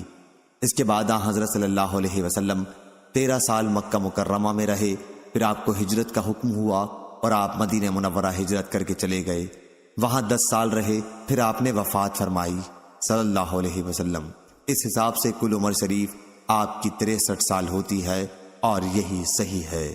صحیح بخاری حدیث نمبر 3851۔ سفیان بن عینہ نے بیان کیا، کہا ہم سے بیان بن بشر اور اسماعیل بن ابو خالد نے بیان کیا، کہا کہ ہم نے قیس بن ابو حازم سے سنا، وہ بیان کرتے تھے کہ میں نے خباب بن ارد سے سنا، انہوں نے بیان کیا کہ میں رسول اللہ صلی اللہ علیہ وسلم کی خدمت میں حاضر ہوا تو آپ کعبے کے سائے تلے چادر مبارک پر ٹیک لگائے بیٹھے تھے۔ ہم لوگ مشرکین سے انتہائی تکالیف اٹھا رہے تھے۔ میں نے عرض کیا، یا رسول اللہ، اللہ تعالیٰ سے آپ دعا کیوں نہیں فرماتے؟ اس پر آپ سیدھے بیٹھ گئے، چہرہ مبارک غصے میں سرخ ہو گیا، اور فرمایا، تم سے پہلے ایسے لوگ گزر چکے ہیں کہ لوہے کے کنگھوں کو ان کے گوشت اور پٹھوں سے گزار کر ان کی ہڈیوں تک پہنچا دیا گیا، اور یہ معاملہ بھی انہیں ان کے دین سے نہ پھیر سکا۔ کسی کے سر پر آرا رکھ کر اس کے 2 ٹکڑے کر دیے گئے، اور یہ بھی انہیں ان کے دین سے نہ پھیر سکا۔ اس دین اسلام کو تو اللہ تعالیٰ خود ہی ایک دن تمام و کمال تک پہنچائے گا کہ ایک سوار صنعاء سے حضر موت تک تنہا جائے گا، اور راستے میں اسے اللہ کے سوا اور کسی کا خوف نہ ہوگا۔ بیان نے اپنی روایت میں یہ زیادہ کیا کہ سوائے بھیڑیے کے کہ اس سے اپنی بکریوں کے معاملے میں اسے ڈر ہوگا۔ صحیح بخاری حدیث نمبر 3852۔ شعیب نے بیان کیا، ان سے ابو اسحاق نے، ان سے اسود نے، اور ان سے عبداللہ بن مسعود رضی اللہ عنہ نے کہ نبی کریم صلی اللہ علیہ وسلم نے سورہ نجم پڑھی اور سجدہ کیا۔ اس وقت آپ کے ساتھ تمام لوگوں نے سجدہ کیا، صرف ایک شخص کو میں نے دیکھا کہ اپنے ہاتھ میں اس نے کنکریاں اٹھا کر اس پر اپنا سر رکھ دیا اور کہنے لگا کہ میرے لیے بس اتنا ہی کافی ہے۔ میں نے پھر اسے دیکھا کہ کفر کی حالت میں وہ قتل کیا گیا۔ صحیح بخاری حدیث نمبر 3853۔ غندر نے بیان کیا، کہا ہم سے شعبہ نے، ان سے ابو اسحاق نے، ان سے عمر بن میمون نے، اور ان سے عبداللہ بن مسعود رضی اللہ عنہ نے بیان کیا کہ نبی کریم صلی اللہ علیہ وسلم نماز پڑھتے ہوئے سجدے کی حالت میں تھے۔ قریش کے کچھ لوگ وہیں ارد گرد موجود تھے۔ اتنے میں عقبہ بن ابی معیط اونٹ کی اوجڑی بچہ دان لایا اور حضور اکرم صلی اللہ علیہ وسلم کی پیٹھ مبارک پر اسے ڈال دیا۔ اس کی وجہ سے آپ نے اپنا سر نہیں اٹھایا۔ پھر فاطمہ رضی اللہ عنہا آئیں اور گندگی کو پیٹھ مبارک سے ہٹایا، اور جس نے ایسا کیا تھا اسے بد دعا دی۔ حضور صلی اللہ علیہ وسلم نے بھی ان کے حق میں بد دعا کی کہ اے اللہ، قریش کی اس جماعت کو پکڑ لے۔ ابو جہل بن ہشام، عتبہ بن ربیعہ، شیبہ بن ربیعہ اور امیہ بن خلف یا امیہ کے بجائے آپ نے بد دعا ابی بن خلف کے حق میں فرمائی۔ شبہ راوی حدیث شعبہ کو تھا۔ عبداللہ بن مسعود رضی اللہ عنہ نے کہا کہ پھر میں نے دیکھا کہ بدر کی لڑائی میں یہ سب لوگ قتل کر دیے گئے اور ایک کنویں میں انہیں ڈال دیا گیا تھا، سوا امیہ یا ابی کے کہ اس کا ہر ایک جوڑ الگ ہو گیا تھا، اسے کنویں میں نہیں ڈالا جا سکا۔ صحیح بخاری حدیث نمبر 3854۔ جریر نے بیان کیا، ان سے منصور نے کہا مجھ سے سعید بن جبیر نے بیان کیا، یا منصور نے اس طرح بیان کیا کہ مجھ سے حکم نے بیان کیا، ان سے سعید بن جبیر نے بیان کیا کہ مجھ سے عبد الرحمن بن ابزہ رضی اللہ عنہ نے کہا کہ حضرت ابن عباس رضی اللہ عنہ سے ان دونوں آیتوں کے متعلق پوچھو کہ ان میں مطابقت کس طرح پیدا کی جائے۔ ایک آیت وَلَا تَقْتُلُوا النَّفْسَ الَّتِي حَرَّمَ اللَّهُ اور دوسری آیت وَمَن يَقْتُلْ مُؤْمِنًا مُتَعَمِّدًا۔ ابن عباس رضی اللہ عنہ سے میں نے پوچھا تو انہوں نے بتلایا کہ جب سورۃ الفرقان کی آیت نازل ہوئی تو مشرکین مکہ نے کہا ہم نے تو ان جانوں کا بھی خون کیا ہے جن کے قتل کو اللہ تعالیٰ نے حرام قرار دیا تھا، ہم اللہ کے سوا دوسرے معبودوں کی عبادت بھی کرتے رہے ہیں اور بدکاریوں کا بھی ہم نے ارتکاب کیا ہے۔ اس پر اللہ تعالیٰ نے آیت نازل فرمائی اِلَّا مَن تَابَ وَأَمَنَ، وہ لوگ اس حکم سے الگ ہیں جو توبہ کر لیں اور ایمان لائیں، تو یہ آیت ان کے حق میں نہیں ہے، لیکن سورہ نساء کی آیت اس شخص کے باب میں ہے جو اسلام اور شرائع اسلام کے احکام کی جان کر بھی کسی کو قتل کرے تو اس کی سزا جہنم ہے۔ میں نے عبداللہ بن عباس رضی اللہ عنہ کے اس ارشاد کا ذکر مجاہد سے کیا تو انہوں نے کہا کہ وہ لوگ اس حکم سے الگ ہیں جو توبہ کر لیں۔ صحیح بخاری حدیث نمبر 3855۔ یحییٰ بن ابی کثیر نے بیان کیا، ان سے محمد بن ابراہیم تیمی نے بیان کیا کہ مجھ سے عروہ بن زبیر نے بیان کیا کہ میں نے عبداللہ بن عمرو بن عاص رضی اللہ عنہ سے پوچھا مجھے مشرکین کے سب سے سخت ظلم کے متعلق بتاؤ جو مشرکین نے نبی کریم صلی اللہ علیہ وسلم کے ساتھ کیا تھا۔ انہوں نے کہا کہ نبی کریم صلی اللہ علیہ وسلم حتیم میں نماز پڑھ رہے تھے کہ عقبہ بن ابی معیط آیا اور ظالم اپنا کپڑا حضور اکرم صلی اللہ علیہ وسلم کی گردن مبارک میں پھنسا کر زور سے آپ کا گلا گھونٹنے لگا۔ اتنے میں حضرت ابو بکر صدیق رضی اللہ عنہ آ گئے اور انہوں نے اس بدبخت کا کندھا پکڑ کر حضرت کے پاس سے ہٹا دیا اور کہا کیا تم لوگ ایک شخص کو صرف اس لیے مار ڈالنا چاہتے ہو کہ وہ کہتا ہے کہ میرا رب اللہ ہے؟ الآیت۔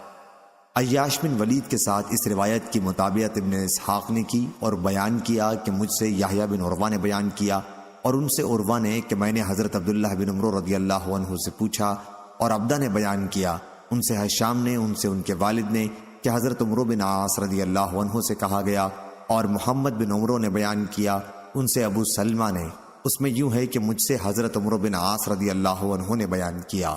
صحیح بخاری حدیث نمبر 3856۔ عبداللہ بن حماد عاملی نے بیان کیا، کہا کہ مجھ سے یحییٰ بن معین نے بیان کیا، کہا ہم سے اسماعیل بن مجاہد نے بیان کیا، ان سے بیان نے ان سے وبرہ نے اور ان سے حمام بن حارث نے بیان کیا کہ عمار بن یاسر رضی اللہ عنہ نے کہا میں نے رسول اللہ صلی اللہ علیہ وسلم کو اس حالت میں بھی دیکھا ہے جب حضرت صلی اللہ علیہ وسلم کے ساتھ 5 غلام 2 عورتوں اور ابو بکر صدیق رضی اللہ عنہ کے سوا اور کوئی مسلمان نہیں تھا۔ صحیح بخاری حدیث نمبر 3857۔ ابو اسامہ نے خبر دی، انہوں نے کہا ہم سے ہاشم بن ہاشم نے بیان کیا، کہا کہ میں نے سعید بن مسیب سے سنا، کہا کہ میں نے ابو اسحاق سعد بن ابی وقاص رضی اللہ عنہ سے سنا، انہوں نے بیان کیا کہ جس دن میں اسلام لایا ہوں دوسرے لوگ بھی اسی دن اسلام لائے اور اسلام میں داخل ہونے والے تیسرے آدمی کی حیثیت سے مجھ پر 7 دن گزرے۔ صحیح بخاری حدیث نمبر 3858۔ مسعر نے بیان کیا، ان سے معان بن عبد الرحمن نے بیان کیا، کہا کہ میں نے اپنے والد سے سنا، انہوں نے بیان کیا کہ میں نے مسروق سے پوچھا کہ جس رات میں جنہوں نے قرآن مجید سنا تھا اس کی خبر نبی کریم صلی اللہ علیہ وسلم کو کس نے دی تھی؟ مسروق نے کہا کہ مجھ سے تمہارے والد حضرت عبداللہ بن مسعود رضی اللہ عنہ نے بیان کیا کہ حضرت صلی اللہ علیہ وسلم کو جنوں کی خبر ایک ببول کے درخت نے دی تھی۔ صحیح بخاری حدیث نمبر 3859۔ عمرو بن یحییٰ بن سعید نے بیان کیا، انہوں نے کہا کہ مجھے میرے دادا نے خبر دی اور انہیں ابو ہریرہ رضی اللہ عنہ نے کہ وہ رسول اللہ صلی اللہ علیہ وسلم کے وضو اور قضاء حاجت کے لیے پانی کا ایک برتن لیے ہوئے آپ کے پیچھے پیچھے چل رہے تھے کہ حضور صلی اللہ علیہ وسلم نے فرمایا یہ کون صاحب ہیں؟ بتایا کہ ابو ہریرہ رضی اللہ عنہ ہے۔ حضرت صلی اللہ علیہ وسلم نے فرمایا کہ استنجے کے لیے چند پتھر تلاش کر لا اور ہاں ہڈی اور لید نہ لانا۔ پھر میں پتھر لے کر حاضر ہوا، میں انہیں اپنے کپڑے میں رکھے ہوئے تھا اور لا کر آپ کے قریب اسے رکھ دیا اور وہاں سے واپس چلا آیا۔ آپ جب قضائے حاجت سے فارغ ہوئے تو میں پھر آپ کی خدمت میں حاضر ہوا اور عرض کی، ہڈی اور گوبر میں کیا بات ہے؟ آپ نے فرمایا، اس لیے کہ وہ جنوں کی خوراک ہیں۔ میرے پاس نصیبین کے جنوں کا ایک وفد آیا تھا اور کیا ہی اچھے وہ جن تھے، تو انہوں نے مجھ سے توشہ مانگا۔ میں نے ان کے لیے اللہ سے یہ دعا کی کہ جب بھی ہڈی یا گوبر پر ان کی نظر پڑے تو ان کے لیے اس چیز سے کھانا ملے۔ صحیح بخاری حدیث نمبر 3860۔ عمر بن عباس نے بیان کیا، کہا ہم سے عبد الرحمن بن مہدی نے، کہا ہم سے مسنا نے، ان سے ابو جمرہ نے، اور ان سے ابن عباس رضی اللہ عنہ نے بیان کیا کہ جب ابو ذر رضی اللہ عنہ کو رسول اللہ صلی اللہ علیہ وسلم کی نبوت کے بارے میں معلوم ہوا تو انہوں نے اپنے بھائی انیس سے کہا، مکے جانے کے لیے سواری تیار کر، اور اس شخص کے متعلق جو نبی ہونے کا مدعی ہے اور کہتا ہے کہ اس کے پاس آسمان سے خبر آتی ہے، میرے لیے خبریں حاصل کر کے لا، اس کی باتوں کو خود غور سے سننا اور پھر میرے پاس آنا۔ ان کے بھائی وہاں سے چلے اور مکہ حاضر ہو کر حضرت صلی اللہ علیہ وسلم کی باتیں خود سنی۔ پھر واپس ہو کر انہوں نے ابو ذر رضی اللہ عنہ کو بتایا کہ میں نے انہیں خود دیکھا ہے، وہ اچھے اخلاق کا لوگوں کو حکم کرتے ہیں، اور میں نے ان سے جو کلام سنا وہ شعر نہیں ہے۔ اس پر ابو ذر رضی اللہ عنہ نے کہا، جس مقصد کے لیے میں نے تمہیں بھیجا تھا مجھے اس پر پوری طرح تشفی نہیں ہوئی۔ آخر انہوں نے خود توشہ باندھا، پانی سے بھرا ہوا ایک پرانا مشکیزہ ساتھ لیا اور مکہ آئے، مسجد الحرام میں حاضری دی اور یہاں نبی کریم صلی اللہ علیہ وسلم کو تلاش کیا۔ ابو ذر رضی اللہ عنہ حضرت صلی اللہ علیہ وسلم کو پہچانتے نہیں تھے اور کسی سے آپ کے متعلق پوچھنا بھی مناسب نہیں سمجھا۔ کچھ رات گزر گئی کہ وہ لیٹے ہوئے تھے، حضرت علی رضی اللہ عنہ نے ان کو اس حالت میں دیکھا اور سمجھ گئے کہ کوئی مسافر ہے۔ علی رضی اللہ عنہ نے ان سے کہا کہ آپ میرے گھر پر چل کر آرام کیجئے۔ ابو ذر رضی اللہ عنہ ان کے پیچھے پیچھے چلے گئے، لیکن کسی نے ایک دوسرے کے بارے میں بات نہیں کی۔ جب صبح ہوئی تو ابو ذر رضی اللہ عنہ نے اپنا مشکیزہ اور توشہ اٹھایا اور مسجد الحرام میں آ گئے۔ یہ دن بھی یوں ہی گزر گیا اور وہ نبی کریم صلی اللہ علیہ وسلم کو نہ دیکھ سکے۔ شام ہوئی تو سونے کی تیاری کرنے لگے۔ علی رضی اللہ عنہ پھر وہاں سے گزرے اور سمجھ گئے کہ ابھی اپنے ٹھکانے جانے کا وقت اس شخص پر نہیں آیا۔ وہ انہیں وہاں سے پھر اپنے ساتھ لے آئے اور آج بھی کسی نے ایک دوسرے سے بات چیت نہیں کی۔ تیسرا دن جب ہوا اور علی رضی اللہ عنہ نے ان کے ساتھ یہی کام کیا اور اپنے ساتھ لے گئے تو ان سے پوچھا، کیا تم مجھے بتا سکتے ہو کہ یہاں آنے کا باعث کیا ہے؟ ابو ذر رضی اللہ عنہ نے کہا کہ اگر تم مجھ سے پختہ وعدہ کر لو کہ میری رہنمائی کرو گے تو میں تم کو سب کچھ بتا دوں گا۔ علی رضی اللہ عنہ نے وعدہ کر لیا تو انہوں نے انہیں اپنے خیالات کی خبر دی۔ علی رضی اللہ عنہ نے فرمایا کہ بلا شبہ وہ حق پر ہیں اور اللہ کے سچے رسول صلی اللہ علیہ وسلم ہیں۔ اچھا، صبح کو تم میرے پیچھے پیچھے میرے ساتھ چلنا، اگر میں راستے میں کوئی ایسی بات دیکھوں جس سے مجھے تمہارے بارے میں کوئی خطرہ ہو تو میں کھڑا ہو جاؤں گا کسی دیوار کے قریب، گویا مجھے پیشاب کرنا ہے۔ اس وقت تم میرا انتظار نہ کرنا اور جب میں پھر چلنے لگوں تو میرے پیچھے آ جانا تاکہ کوئی سمجھ نہ سکے کہ یہ دونوں ساتھ ہیں، اور اس طرح جس گھر میں میں داخل ہوں تم بھی داخل ہو جانا۔ انہوں نے ایسا ہی کیا اور پیچھے پیچھے چلے تاکہ علی رضی اللہ عنہ کے ساتھ وہ نبی کریم صلی اللہ علیہ وسلم کی خدمت میں پہنچ گئے، آپ کی باتیں سنی اور وہیں اسلام لے آئے۔ پھر حضرت صلی اللہ علیہ وسلم نے ان سے فرمایا، اب اپنی قوم غفار میں واپس جاؤ اور انہیں میرا حال بتاؤ تاکہ جب ہمارے غلبے کا علم تم کو ہو جائے تو پھر ہمارے پاس آ جانا۔ ابو ذر رضی اللہ عنہ نے عرض کیا، اس ذات کی قسم جس کے ہاتھ میں میری جان ہے، میں ان قریشیوں کے مجمع میں پکار کر کلمہ توحید کا اعلان کروں گا۔ چنانچہ حضرت صلی اللہ علیہ وسلم کی یہاں سے واپس وہ مسجد حرام میں آئے اور بلند آواز سے کہا کہ میں گواہی دیتا ہوں کہ اللہ کے سوا کوئی معبود نہیں، اور یہ کہ محمد صلی اللہ علیہ وسلم اللہ کے رسول ہیں۔ یہ سنتے ہی سارا مجمع ٹوٹ پڑا اور اتنا مارا کہ زمین پر لٹا دیا۔ اتنے میں عباس رضی اللہ عنہ آ گئے اور ابو ذر رضی اللہ عنہ کے اوپر اپنے کو ڈال کر قریش سے کہا، افسوس کیا تمہیں معلوم نہیں کہ یہ شخص قبیلہ غفار سے ہے اور شام جانے والے تمہارے تاجروں کا راستہ ادھر ہی سے پڑتا ہے؟ اسی طرح سے ان سے ان کو بچایا۔ پھر ابو ذر رضی اللہ عنہ دوسرے دن مسجد الحرام میں آئے اور اپنے اسلام کا اظہار کیا۔ قوم بری طرح ان پر ٹوٹ پڑی اور مارنے لگے۔ اس دن بھی عباس رضی اللہ عنہ ان پر اوندھے پڑ گئے۔ صحیح بخاری حدیث نمبر 3861۔ سفیان نے بیان کیا، ان سے اسماعیل نے، ان سے قیس نے بیان کیا کہ میں نے کوفہ کی مسجد میں سعید بن زید بن عمرو بن نفیل رضی اللہ عنہ سے سنا۔ وہ کہہ رہے تھے کہ ایک وقت تھا جب حضرت عمر رضی اللہ عنہ نے اسلام لانے سے پہلے مجھے اس وجہ سے باندھ رکھا تھا کہ میں نے اسلام کیوں قبول کیا، لیکن تم لوگوں نے حضرت عثمان رضی اللہ عنہ کے ساتھ جو کچھ کیا ہے اس کی وجہ سے اگر احد پہاڑ بھی اپنی جگہ سے سرک جائے تو اسے ایسا کرنا ہی چاہیے۔ صحیح بخاری حدیث نمبر 3862۔ سفیان ثوری نے خبر دی، انہیں اسماعیل بن ابی خالد نے، انہیں قیس بن ابی حازم نے اور ان سے عبداللہ بن مسعود رضی اللہ عنہ نے بیان کیا کہ حضرت عمر رضی اللہ عنہ کے اسلام لانے کے بعد ہم لوگ ہمیشہ عزت سے رہے۔ صحیح بخاری حدیث نمبر 3863۔ عبداللہ بن وہب نے بیان کیا، کہا کہ مجھ سے عمر بن محمد نے بیان کیا، کہا مجھ کو میرے دادا زید بن عبداللہ بن عمرو نے خبر دی، ان سے ان کے والد عبداللہ بن عمر رضی اللہ عنہ نے بیان کیا کہ حضرت عمر رضی اللہ عنہ اسلام لانے کے بعد قریش سے ڈرے ہوئے گھر میں بیٹھے ہوئے تھے کہ ابو عمرو عاص بن وائل سہمی اندر آیا، ایک دھاری دھار چادر اور ریشمی کرتا پہنے ہوئے تھا۔ وہ قبیلہ بنو سہم سے تھا جو زمانہ جاہلیت میں ہمارے حلیف تھے۔ عاص نے حضرت عمر رضی اللہ عنہ سے کہا، کیا بات ہے؟ عمر رضی اللہ عنہ نے کہا کہ تمہاری قوم بنو سہم والے کہتے ہیں اگر میں مسلمان ہوا تو وہ مجھ کو مار ڈالیں گے۔ عاص نے کہا تمہیں کوئی نقصان نہیں پہنچا سکتا۔ جب عاص نے یہ کلمہ کہہ دیا تو عمر رضی اللہ عنہ نے کہا کہ پھر میں بھی اپنے کو امان میں سمجھتا ہوں۔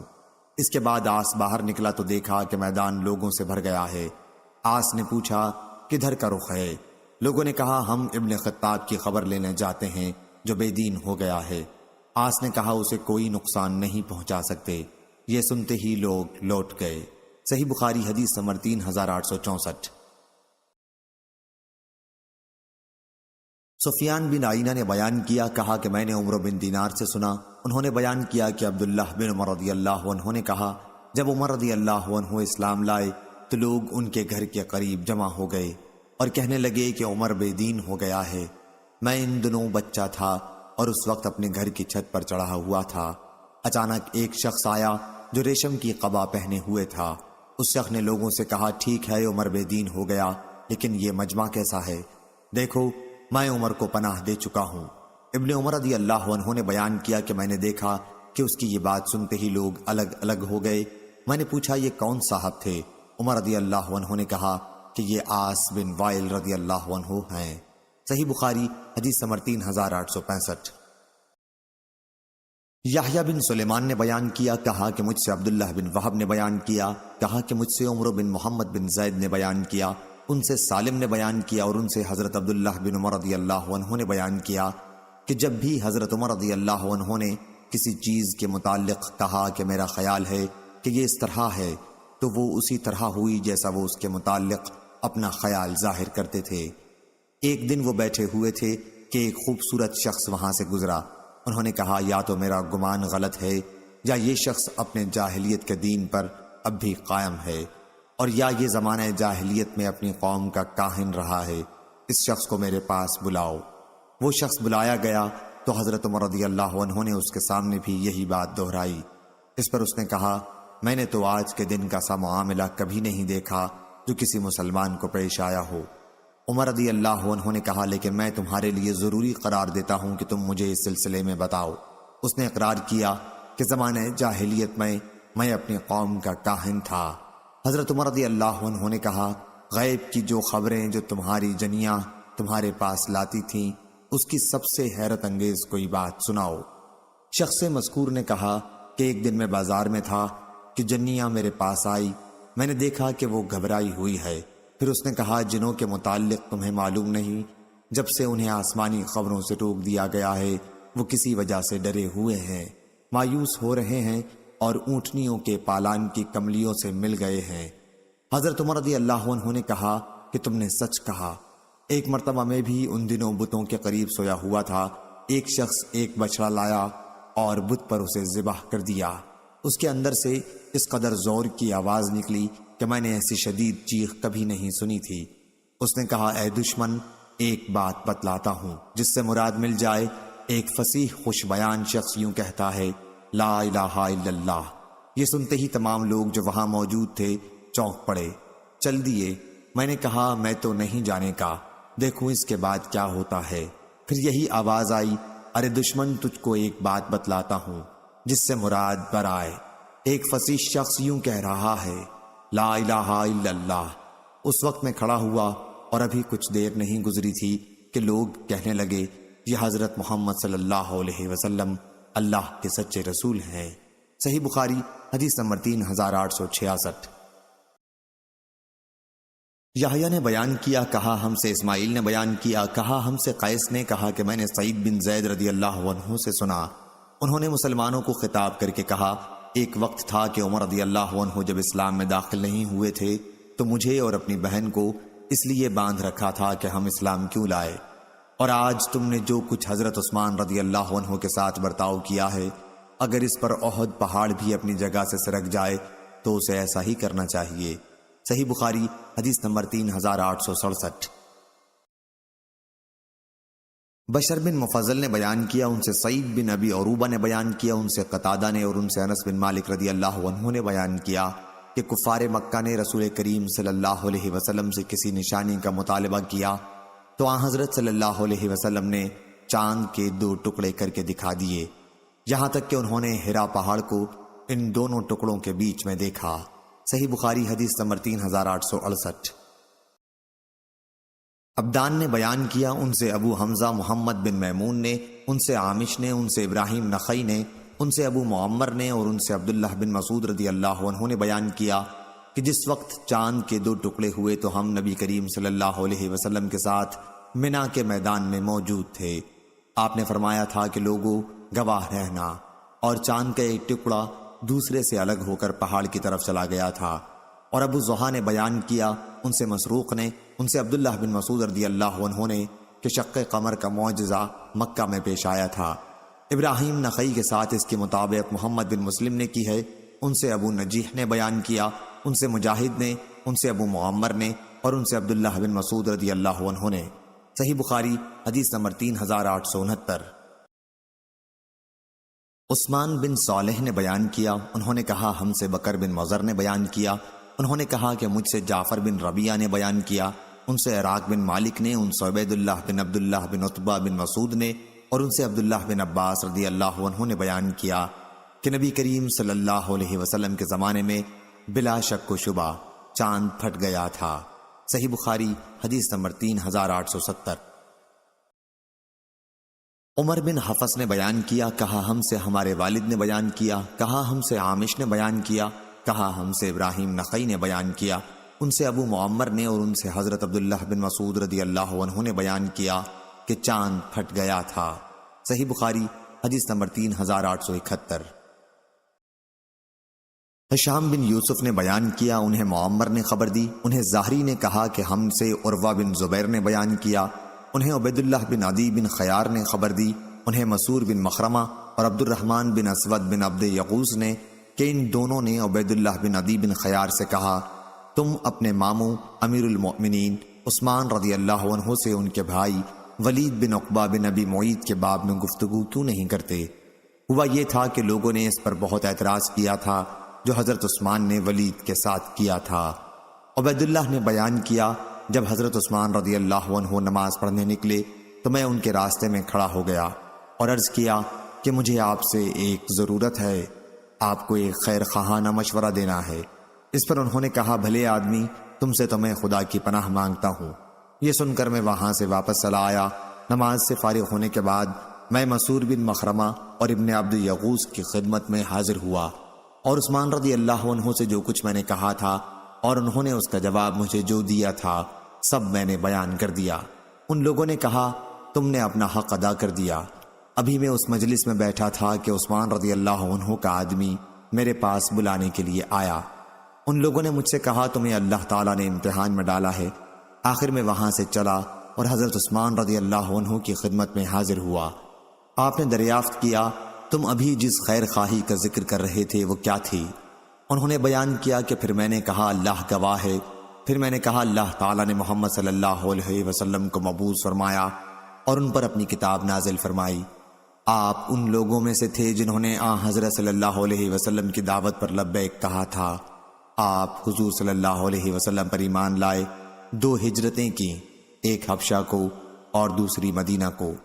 آپ رسول اللہ صلی اللہ علیہ وسلم کی صحبت سے فیضیاب ہیں اور حضرت صلی اللہ علیہ وسلم کے طریقوں کو دیکھا ہے۔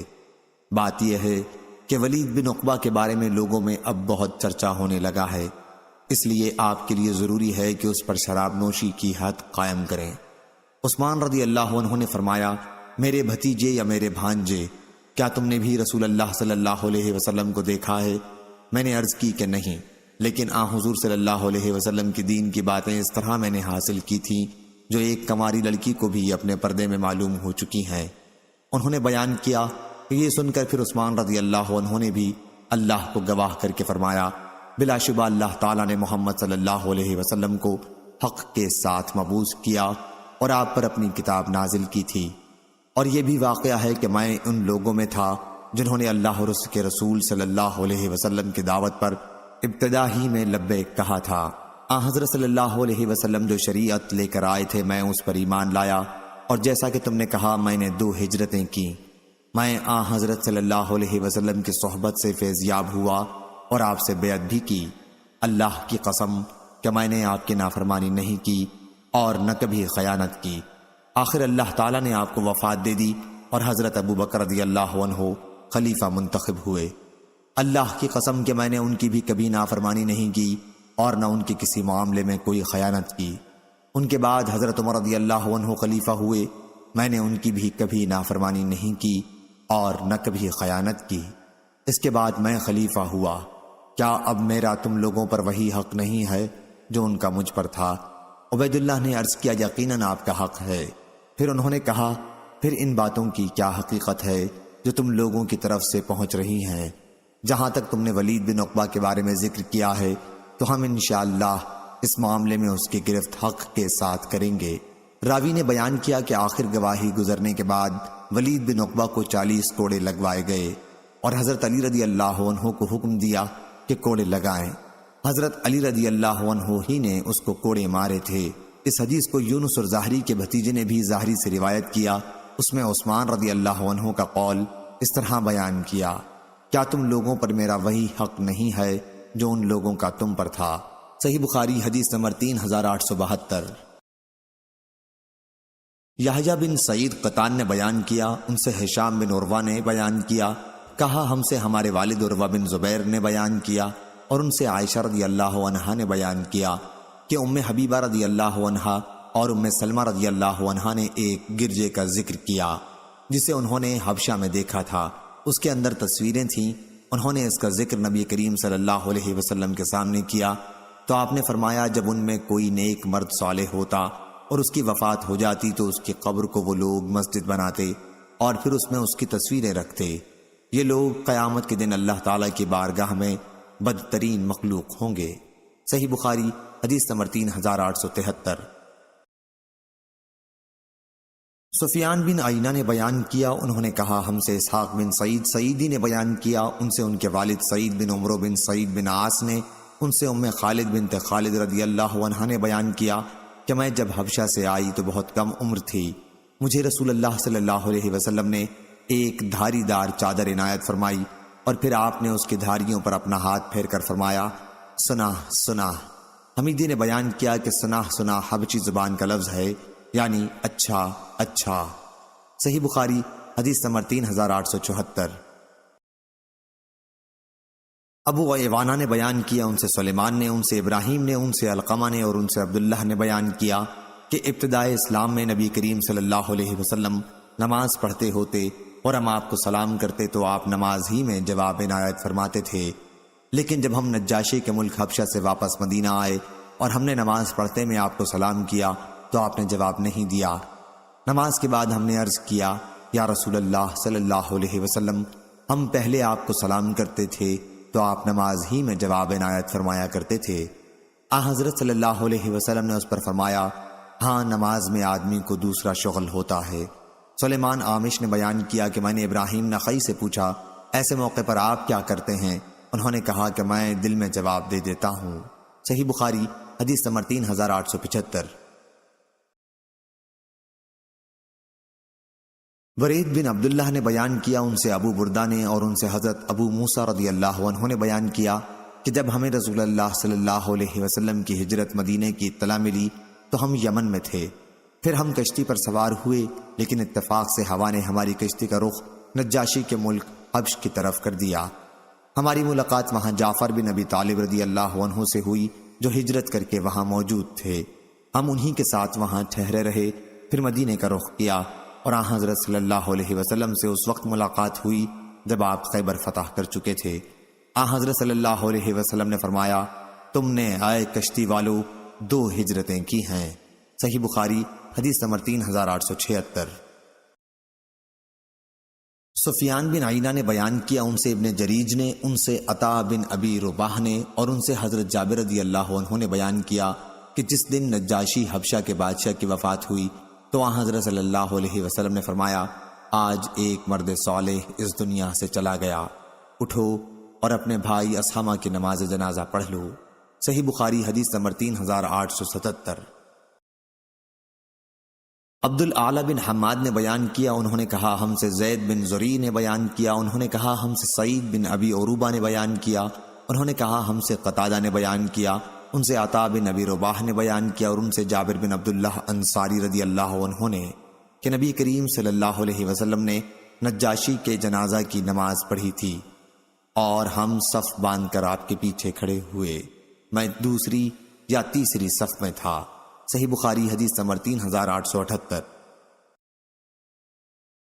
یزید بن ہارون نے بیان کیا، ان سے سلیم بن حیان نے کہا ہم سے سعید بن مینا نے بیان کیا، ان سے جابر بن عبداللہ رضی اللہ عنہ نے کہ نبی کریم صلی اللہ علیہ وسلم نے اصحابہ نجاشی کی نماز جنازہ پڑھی اور 4 مرتبہ آپ نے نماز میں تکبیر کہی۔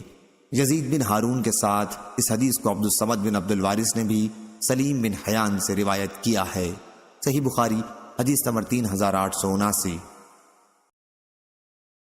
یعقوب بن ابراہیم نے بیان کیا، کہا ہم سے ہمارے والد ابراہیم بن سعد نے بیان کیا، ان سے صالح بن کیسان نے، ان سے ابن شہاب نے بیان کیا، ان سے ابو سلمہ بن عبد الرحمن اور سعید بن مسیب نے بیان کیا اور انہیں حضرت ابو ہریرہ رضی اللہ عنہ نے خبر دی کہ رسول اللہ صلی اللہ علیہ وسلم نے حبشہ کے بادشاہ نجاشی کی موت کی خبر اسی دن دے دی تھی جس دن ان کا انتقال ہوا تھا، اور آپ نے فرمایا تھا کہ اپنے بھائی کی مغفرت کے لیے دعا کرو۔ صحیح بخاری حدیث نمبر 3880۔ سعید بن مسیب نے بیان کیا اور انہیں ابو ہریرہ رضی اللہ عنہ نے خبر دی کہ نبی کریم صلی اللہ علیہ وسلم نے نماز جنازہ کے لیے عیدگاہ میں صحابہ رضی اللہ عنہم کو صف بستہ کھڑا کیا اور اس کی نماز جنازہ پڑھی۔ آپ نے 4 مرتبہ تکبیر کہی تھی۔ صحیح بخاری حدیث نمبر 3881۔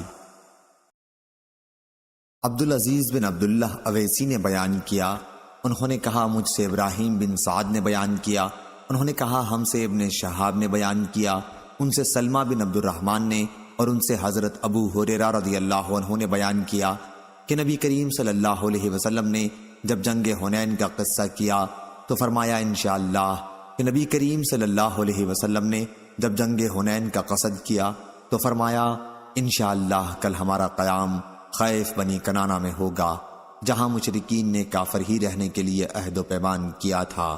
صحیح بخاری حدیث نمبر 3882۔ یحییٰ بن سعید قطان نے بیان کیا، ان سے سفیان ثوری نے کہا ہم سے عبد الملک بن عمیر نے، ان سے عبداللہ بن حارث نے بیان کیا، ان سے حضرت عباس بن عبد المطلب رضی اللہ عنہ نے بیان کیا کہ انہوں نے نبی کریم صلی اللہ علیہ وسلم سے پوچھا آپ اپنے چچا ابو طالب کے کیا کام آئے کہ وہ آپ کی حمایت کیا کرتے تھے اور آپ کے لیے غصہ ہوتے تھے؟ آپ نے فرمایا اسی وجہ سے وہ صرف ٹخنوں تک جہنم میں ہیں، اگر میں ان کی سفارش نہ کرتا تو وہ دوزخ کی تہ میں بالکل نیچے ہوتے۔ صحیح بخاری حدیث نمبر 3883۔ عبد الرزاق نے بیان کیا، انہیں معمر نے خبر دی، انہیں زہری نے، انہیں سعید بن مسیب نے، اور انہیں ان کے والد مسیب بن حزن صحابی رضی اللہ عنہ نے کہ جب ابو طالب کی وفات کا وقت قریب ہوا تو نبی کریم صلی اللہ علیہ وسلم ان کے پاس تشریف لے گئے۔ اس وقت وہاں ابو جہل بھی بیٹھا ہوا تھا۔ حضرت صلی اللہ علیہ وسلم نے فرمایا، چچا کلمہ لا الہ الا اللہ ایک مرتبہ کہہ دو، اللہ کی بارگاہ میں آپ کی بخشش کے لیے ایک یہی دلیل میرے ہاتھ آ جائے گی۔ اس پر ابو جہل اور عبداللہ بن ابی امیہ نے کہا، اے ابو طالب، کیا عبد المطلب کے دین سے تم پھر جاؤ گے؟ یہ دونوں انہی پر زور دیتے رہے، اور آخری کلمہ جو ان کی زبان سے نکلا وہ یہ تھا کہ میں عبد المطلب کے دین پر قائم ہوں۔ پھر حضرت صلی اللہ علیہ وسلم نے فرمایا کہ میں ان کے لیے اس وقت تک دعائے مغفرت کرتا رہوں گا جب تک مجھے اس سے منع نہ کر دیا جائے گا۔ چنانچہ سورہ برات میں یہ آیت نازل ہوئی، نبی کے لیے اور مسلمانوں کے لیے مناسب نہیں ہے کہ مشرکین کے لیے دعائے مغفرت کریں، خواہ وہ ان کے ناتے والے ہی کیوں نہ ہوں۔ جب ان کے سامنے یہ بات واضح ہو گئی کہ وہ دوزخی ہیں، اور سورہ قصص میں یہ آیت نازل ہوئی، بے شک جسے آپ چاہیں ہدایت نہیں کر سکتے۔ صحیح بخاری حدیث نمبر 3884۔ لیث بن سعد نے بیان کیا، کہا ہم سے یزید بن عبداللہ ابن الحاد نے، ان سے عبداللہ بن خباب نے، اور ان سے ابو سعید خدری رضی اللہ عنہ نے کہ انہوں نے نبی کریم صلی اللہ علیہ وسلم سے سنا، آپ کی مجلس میں آپ کے چچا کا ذکر ہو رہا تھا، تو آپ نے فرمایا شاید قیامت کے دن انہیں میری شفاعت کام آ جائے اور انہیں صرف ٹخنوں تک جہنم میں رکھا جائے جس سے ان کا دماغ کھولے گا۔ ہم سے ابراہیم بن حمزہ نے بیان کیا، کہا ہم سے ابن ابو حازم اور دراوردی نے بیان کیا یزید سے اسی مذکورہ حدیث کی طرح، البتہ اس روایت میں یہ بھی ہے کہ ابو طالب کے دماغ کا بھیجا اس سے کھولے گا۔ روایت میں ابو طابق کا ذکر ہے، یہی وجہ مناسبت باب ہے۔ صحیح بخاری حدیث نمبر 3885۔ لیث نے بیان کیا، ان سے عقیل نے، ان سے ابن شہاب نے کہ مجھ سے کہا ابو سلمہ بن عبد الرحمن نے کہ میں نے حضرت جابر بن عبداللہ رضی اللہ عنہ سے سنا، اور انہوں نے رسول اللہ صلی اللہ علیہ وسلم سے سنا۔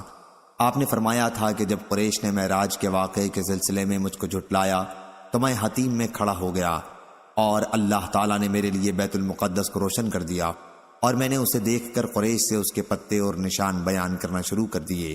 صحیح بخاری حدیث نمبر 3886۔ حمام بن یحییٰ نے بیان کیا، ان سے قتادہ نے بیان کیا، ان سے حضرت انس بن مالک رضی اللہ عنہ نے بیان کیا، اور ان سے حضرت مالک بن صعصع رضی اللہ عنہ نے بیان کیا کہ نبی کریم صلی اللہ علیہ وسلم نے ان سے شب معراج کا واقعہ بیان کیا۔ آپ نے فرمایا کہ میں حتیم میں لیٹا ہوا تھا۔ بعض دفعہ قتادہ نے حتیم کے بجائے حجر بیان کیا کہ میرے پاس ایک صاحب جبریل علیہ السلام آئے اور میرا سینہ چاک کیا۔ قتادہ نے بیان کیا کہ میں نے حضرت انس رضی اللہ عنہ سے سنا، وہ بیان کرتے تھے کہ یہاں سے یہاں تک میں نے جارود سے سنا جو میرے قریب ہی بیٹھے تھے۔ پوچھا کہ حضرت انس رضی اللہ عنہ کی اس لفظ سے کیا مراد تھی، تو انہوں نے کہا کہ حلق سے ناف تک چاک کیا۔ قتادہ نے بیان کیا کہ میں نے حضرت انس سے سنا، انہوں نے بیان کیا کہ حضرت صلی اللہ علیہ وسلم کے سینے کے اوپر سے ناف تک چاک کیا۔ پھر میرا دل نکالا اور ایک سونے کا تشت لایا گیا جو ایمان سے بھرا ہوا تھا، اس سے میرا دل دھویا گیا اور پہلے کی طرح رکھ دیا گیا۔ اس کے بعد ایک جانور لایا گیا جو گھوڑے سے چھوٹا اور گدھے سے بڑا تھا اور سفید۔ جارود نے حضرت انس رضی اللہ عنہ سے پوچھا، ابو حمزہ کیا وہ براق تھا؟ آپ نے فرمایا کہ ہاں، اس کا ہر قدم اس کے منتہائے نظر پر پڑتا تھا۔ حضرت صلی اللہ علیہ وسلم نے فرمایا کہ مجھے اس پر سوار کیا گیا اور جبریل مجھے لے کر چلے۔ آسمان دنیا پر پہنچے تو دروازہ کھلوایا، پوچھا گیا کون صاحب ہیں؟ انہوں نے بتایا کہ جبریل علیہ السلام۔ پوچھا گیا اور آپ کے ساتھ کون ہے؟ آپ نے بتایا کہ محمد صلی اللہ علیہ وسلم۔ پوچھا گیا کیا انہیں بلانے کے لیے آپ کو بھیجا گیا تھا؟ انہوں نے جواب دیا کہ ہاں۔ اس پر آواز آئی، انہیں خوش آمدید، کیا ہی مبارک آنے والے ہیں وہ، اور دروازہ کھول دیا۔ جب میں اندر گیا تو میں نے وہاں آدم علیہ السلام کو دیکھا۔ جبریل علیہ السلام نے فرمایا یہ آپ کے جد امجد آدم علیہ السلام ہیں، انہیں سلام کیجیے۔ میں نے ان کو سلام کیا اور انہوں نے جواب دیا اور فرمایا خوش آمدید نیک بیٹے اور نیک نبی۔ جبریل علیہ السلام اوپر چڑھے اور دوسرے آسمان پر آئے، وہاں بھی دروازہ کھلوایا، آواز آئی کون صاحب آئے ہیں؟ بتایا کہ جبریل علیہ السلام۔ پوچھا گیا آپ کے ساتھ اور کوئی صاحب بھی ہیں؟ کہا محمد صلی اللہ علیہ وسلم۔ پوچھا گیا کیا آپ کو انہیں بلانے کے لیے بھیجا گیا تھا؟ انہوں نے جواب دیا کہ ہاں۔ پھر آواز آئی انہیں خوش آمدید، کیا ہی اچھے آنے والے ہیں وہ۔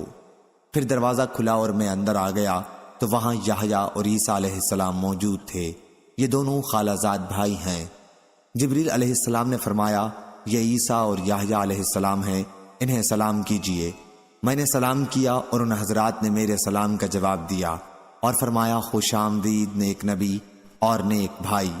جہاں سے جبریل علیہ السلام مجھے تیسرے آسمان کی طرف لے کر چڑھے اور دروازہ کھلوایا۔ پوچھا گیا کون صاحب آئے ہیں؟ جواب دیا۔ جبریل سے پوچھا گیا کہ آپ کے ساتھ کون صاحب آئے ہیں؟ جواب دیا کہ محمد صلی اللہ علیہ وسلم۔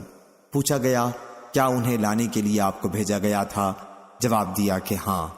اس پر آواز آئی انہیں خوش آمدید، کیا ہی اچھے آنے والے ہیں وہ۔ دروازہ کھلا اور جب میں اندر داخل ہوا تو وہاں یوسف علیہ السلام موجود تھے۔ جبریل علیہ السلام نے فرمایا یہ یوسف علیہ السلام ہیں، انہیں سلام کیجیے۔ میں نے سلام کیا تو انہوں نے جواب دیا اور فرمایا خوش آمدید نیک نبی اور نیک بھائی۔ پھر جبریل علیہ السلام مجھے لے کر اوپر چڑھے اور چوتھے آسمان پر پہنچے۔ دروازہ کھلوایا تو پوچھا گیا کون صاحب ہیں؟ بتایا کہ جبریل۔ پوچھا گیا اور آپ کے ساتھ کون ہے؟ کہا کہ محمد صلی اللہ علیہ وسلم۔ پوچھا کیا انہیں بلانے کے لیے آپ کو بھیجا گیا تھا؟ جواب دیا کہ ہاں۔ کہا کہ انہیں خوش آمدید، کیا ہی اچھے آنے والے ہیں وہ۔ اب دروازہ کھلا، جب میں وہاں ادریس علیہ السلام کی خدمت میں پہنچا تو جبریل علیہ السلام نے فرمایا یہ ادریس علیہ السلام ہیں، انہیں سلام کیجیے۔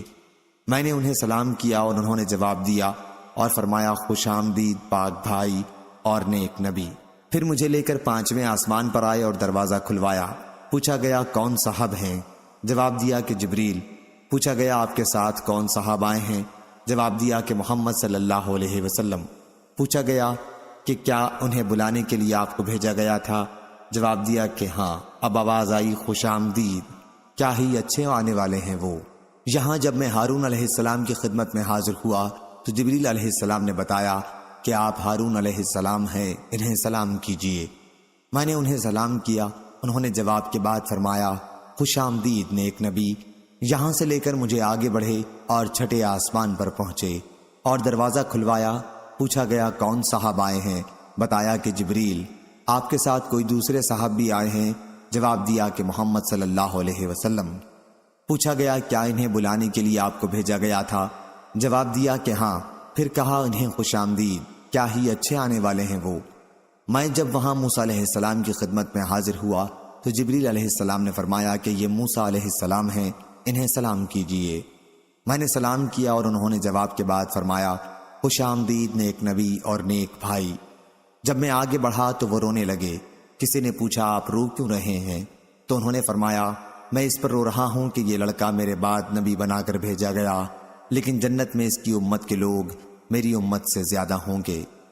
پھر جبریل علیہ السلام مجھے لے کر ساتویں آسمان کی طرف گئے اور دروازہ کھلوایا۔ پوچھا گیا کون صاحب آئے ہیں؟ جواب دیا کہ جبریل۔ پوچھا گیا اور آپ کے ساتھ کون صاحب آئے ہیں؟ جواب دیا کہ محمد صلی اللہ علیہ وسلم۔ پوچھا گیا کیا انہیں بلانے کے لیے آپ کو بھیجا گیا تھا؟ جواب دیا کہ ہاں۔ کہا کہ انہیں خوش آمدید، کیا ہی اچھے آنے والے ہیں وہ۔ میں جب اندر گیا تو ابراہیم علیہ السلام تشریف رکھتے تھے۔ جبریل علیہ السلام نے فرمایا کہ یہ آپ کے جد امجد ہیں، انہیں سلام کیجیے۔ حضرت صلی اللہ علیہ وسلم نے فرمایا کہ میں نے ان کو سلام کیا تو انہوں نے جواب دیا اور فرمایا خوش آمدید نیک نبی اور نیک بیٹے۔ پھر سدرۃ المنتہا کو میرے سامنے کر دیا گیا۔ میں نے دیکھا کہ اس کے پھل مقام حجر کے مٹکوں کی طرح بڑے بڑے تھے اور اس کے پتے ہاتھیوں کے کان کی طرح تھے۔ جبریل علیہ السلام نے فرمایا کہ یہ سدرۃ المنتہا ہے۔ وہاں میں نے 4 نہریں دیکھیں، 2 باطنی اور 2 ظاہری۔ میں نے پوچھا اے جبریل علیہ السلام یہ کیا ہے؟ انہوں نے بتایا کہ جو 2 باطنی نہریں ہیں وہ جنت سے تعلق رکھتی ہیں اور 2 ظاہری نہریں نیل اور فرات ہیں۔ پھر میرے سامنے بیت المعمور کو لایا گیا، وہاں میرے سامنے ایک گلاس میں شراب، ایک میں دودھ اور ایک میں شہد لایا گیا۔ میں نے دودھ کا گلاس لے لیا تو جبریل علیہ السلام نے فرمایا، یہی فطرت ہے اور آپ اس پر قائم ہیں اور آپ کی امت بھی۔ پھر مجھ پر روزانہ 50 نمازیں فرض کی گئیں۔ میں واپس ہوا اور موسیٰ علیہ السلام کے پاس سے گزرا تو انہوں نے پوچھا، کس چیز کا آپ کو حکم ہوا؟ میں نے کہا کہ روزانہ 50 وقت کی نمازوں کا۔ موسیٰ علیہ السلام نے فرمایا، لیکن آپ کی امت میں اتنی طاقت نہیں ہے، اس سے پہلے میرا برتاؤ لوگوں سے بڑھ چکا ہے اور بنی اسرائیل کا مجھے تلخ تجربہ ہے، اس لیے آپ اپنے رب کے حضور میں دوبارہ جائیے اور اپنی امت پر تخفیف کے لیے عرض کیجیے۔ چنانچہ میں اللہ تعالیٰ کے دربار میں حاضر ہوا اور تخفیف کے لیے عرض کی تو 10 وقت کی نمازیں کم کر دی گئیں۔ پھر میں جب واپسی میں موسیٰ علیہ السلام کے پاس سے گزرا تو انہوں نے پھر وہی سوال کیا۔ میں دوبارہ بارگاہ رب تعالیٰ میں حاضر ہوا اور اس مرتبہ بھی 10 وقت کی نمازیں کم ہوئیں۔ پھر میں موسیٰ علیہ السلام کے پاس سے گزرا تو انہوں نے وہی مطالبہ کیا۔ میں نے اس مرتبہ بھی بارگاہ رب تعالیٰ میں حاضر ہو کر 10 وقت کی نمازیں کم کرائیں۔ موسیٰ علیہ السلام کے پاس سے پھر گزرا اور اس مرتبہ بھی انہوں نے اپنی رائے کا اظہار کیا۔ پھر بارگاہ الہی میں حاضر ہوا تو مجھے 10 وقت کی نمازوں کا حکم ہوا۔ میں واپس ہونے لگا تو آپ نے پھر وہی کہا۔ اب بارگاہ الہی میں حاضر ہوا تو روزانہ صرف 5 وقت کی نمازوں کا حکم باقی رہا۔ موسیٰ علیہ السلام کے پاس آیا تو آپ نے دریافت فرمایا، اب کیا حکم ہوا؟ میں نے حضرت موسیٰ علیہ السلام کو بتایا کہ روزانہ 5 وقت کی نمازوں کا حکم ہوا ہے۔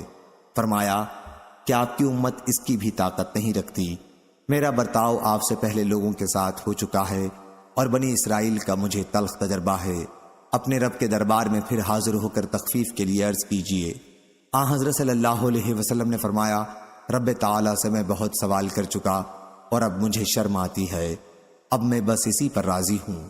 حضرت صلی اللہ علیہ وسلم نے فرمایا کہ پھر جب میں وہاں سے گزرنے لگا تو ندا آئی، میں نے اپنا فریضہ جاری کر دیا اور اپنے بندوں پر تخفیف کر چکا۔ صحیح بخاری حدیث نمبر 3887۔ سفیان بن عیینہ نے بیان کیا، ان سے عمرو بن دینار نے بیان کیا، ان سے اکرمہ نے اور ان سے حضرت عبداللہ بن عباس رضی اللہ عنہ نے اللہ تعالیٰ کے ارشاد، وَمَا جَعَلْنَا الرُّؤْيَا الَّتِي أَرَيْنَاكَ إِلَّا فِتْنَةً لِلنَّاسِ، اور جو رویا ہم نے آپ کو دکھایا اس سے مقصد صرف لوگوں کا امتحان تھا۔ فرمایا کہ اس میں رویا سے آنکھ سے دیکھنا ہی مراد ہے جو رسول اللہ صلی اللہ علیہ وسلم کو اس معراج کی رات میں دکھایا گیا تھا جس میں آپ کو بیت المقدس تک لے جایا گیا تھا، اور قرآن مجید میں شجرۃ الملعونہ کا ذکر آیا ہے، وہ تھوہر کا درخت ہے۔ صحیح بخاری حدیث نمبر 3888۔ عقیل نے بیان کیا، ان سے ابن شہاب نے، دوسری سند امام بخاری نے کہا، اور ہم سے احمد بن صالح نے بیان کیا، کہا ہم سے عنبسہ بن خالد نے بیان کیا، ہم سے یونس بن یزید نے بیان کیا، ان سے ابن شہاب نے بیان کیا کہ مجھے عبد الرحمن بن عبداللہ بن کعب بن مالک نے خبر دی، اور انہیں عبداللہ بن کعب نے، جب وہ نابینا ہو گئے تو وہ چلتے پھرتے وقت ان کو پکڑ کر لے چلتے تھے۔ انہوں نے بیان کیا کہ میں نے کعب بن مالک رضی اللہ عنہ سے سنا کہ وہ غزوہ تبوک میں شریک نہ ہونے کا طویل واقعہ بیان کرتے تھے۔ ابن بکیر نے اپنی روایت میں بیان کیا کہ حضرت کعب نے کہا کہ میں نبی کریم صلی اللہ علیہ وسلم کے پاس عقبہ کی رات میں حاضر تھا جب ہم نے اسلام پر قائم رہنے کا پختہ عہد کیا تھا۔ میرے نزدیک لیلۃ العقبہ کی بیعت بدر کی لڑائی میں حاضری سے بھی زیادہ پسند ہے، اگرچہ لوگوں میں بدر کا چرچا اس سے زیادہ ہے۔ صحیح بخاری حدیث نمبر 3889۔ سفیان بن عیینہ نے بیان کیا، کہا کہ عمرو بن دینار کہا کرتے تھے کہ میں نے حضرت جابر بن عبداللہ رضی اللہ عنہ سے سنا، انہوں نے بیان کیا کہ میرے 2 ماموں مجھے بھی بیعت عقبہ میں ساتھ لے گئے تھے۔ ابو عبداللہ امام بخاری نے کہا کہ ابن عیینہ نے بیان کیا، ان میں سے ایک حضرت برا بن معرور رضی اللہ عنہ تھے۔ صحیح بخاری حدیث نمبر 3890۔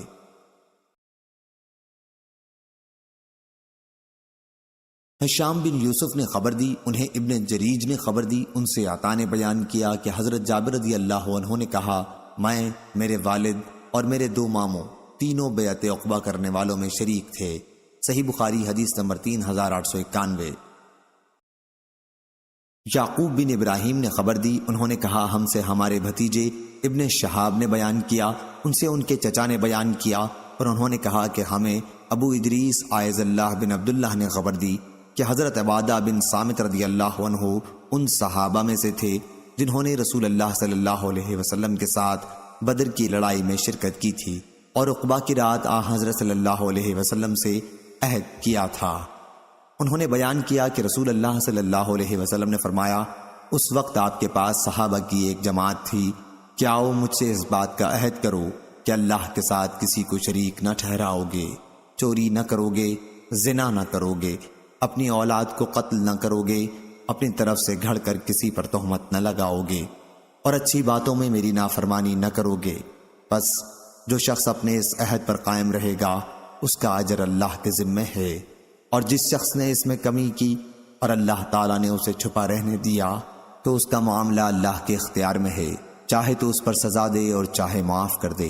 حضرت عبادہ رضی اللہ عنہ نے بیان کیا، چنانچہ میں نے حضرت صلی اللہ علیہ وسلم سے ان امور پر بیعت کی۔ صحیح بخاری حدیث نمبر 3892۔ قتیبہ بن سعید نے بیان کیا، کہا ہم سے لیث بن سعید نے، ان سے یزید بن ابی حبیب نے، ان سے ابو الخیر مرشد بن عبداللہ نے، ان سے عبد الرحمن صنابحی نے، اور ان سے عبادہ بن صامت رضی اللہ عنہ نے بیان کیا، میں ان نقیبوں سے تھا جنہوں نے عقبہ کی رات میں رسول اللہ صلی اللہ علیہ وسلم سے بیعت کی تھی۔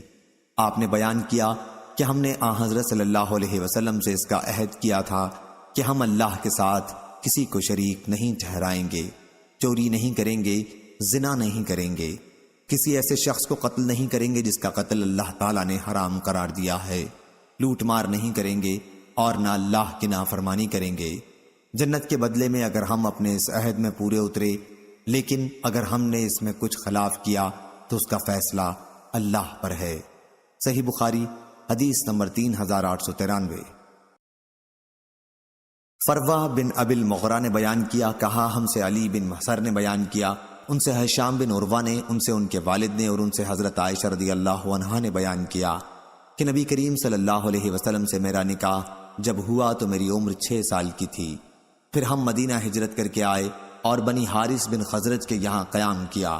یہاں آ کر مجھے بخار چڑھا اور اس کی وجہ سے میرے بال گرنے لگے، پھر مونڈھوں تک خوب بال ہو گئے۔ پھر ایک دن میری والدہ ام رومان رضی اللہ عنہا آئیں۔ اس وقت میں اپنی چند سہیلیوں کے ساتھ جھولا جھول رہی تھی۔ انہوں نے مجھے پکارا تو میں حاضر ہو گئی۔ مجھے کچھ معلوم نہیں تھا کہ میرے ساتھ ان کا کیا ارادہ ہے۔ آخر انہوں نے میرا ہاتھ پکڑ کر گھر کے دروازے کے پاس کھڑا کر دیا اور میرا سانس پھولا جا رہا تھا۔ تھوڑی دیر میں جب مجھے کچھ سکون ہوا تو انہوں نے تھوڑا سا پانی لے کر میرے منہ اور سر پر پھیرا۔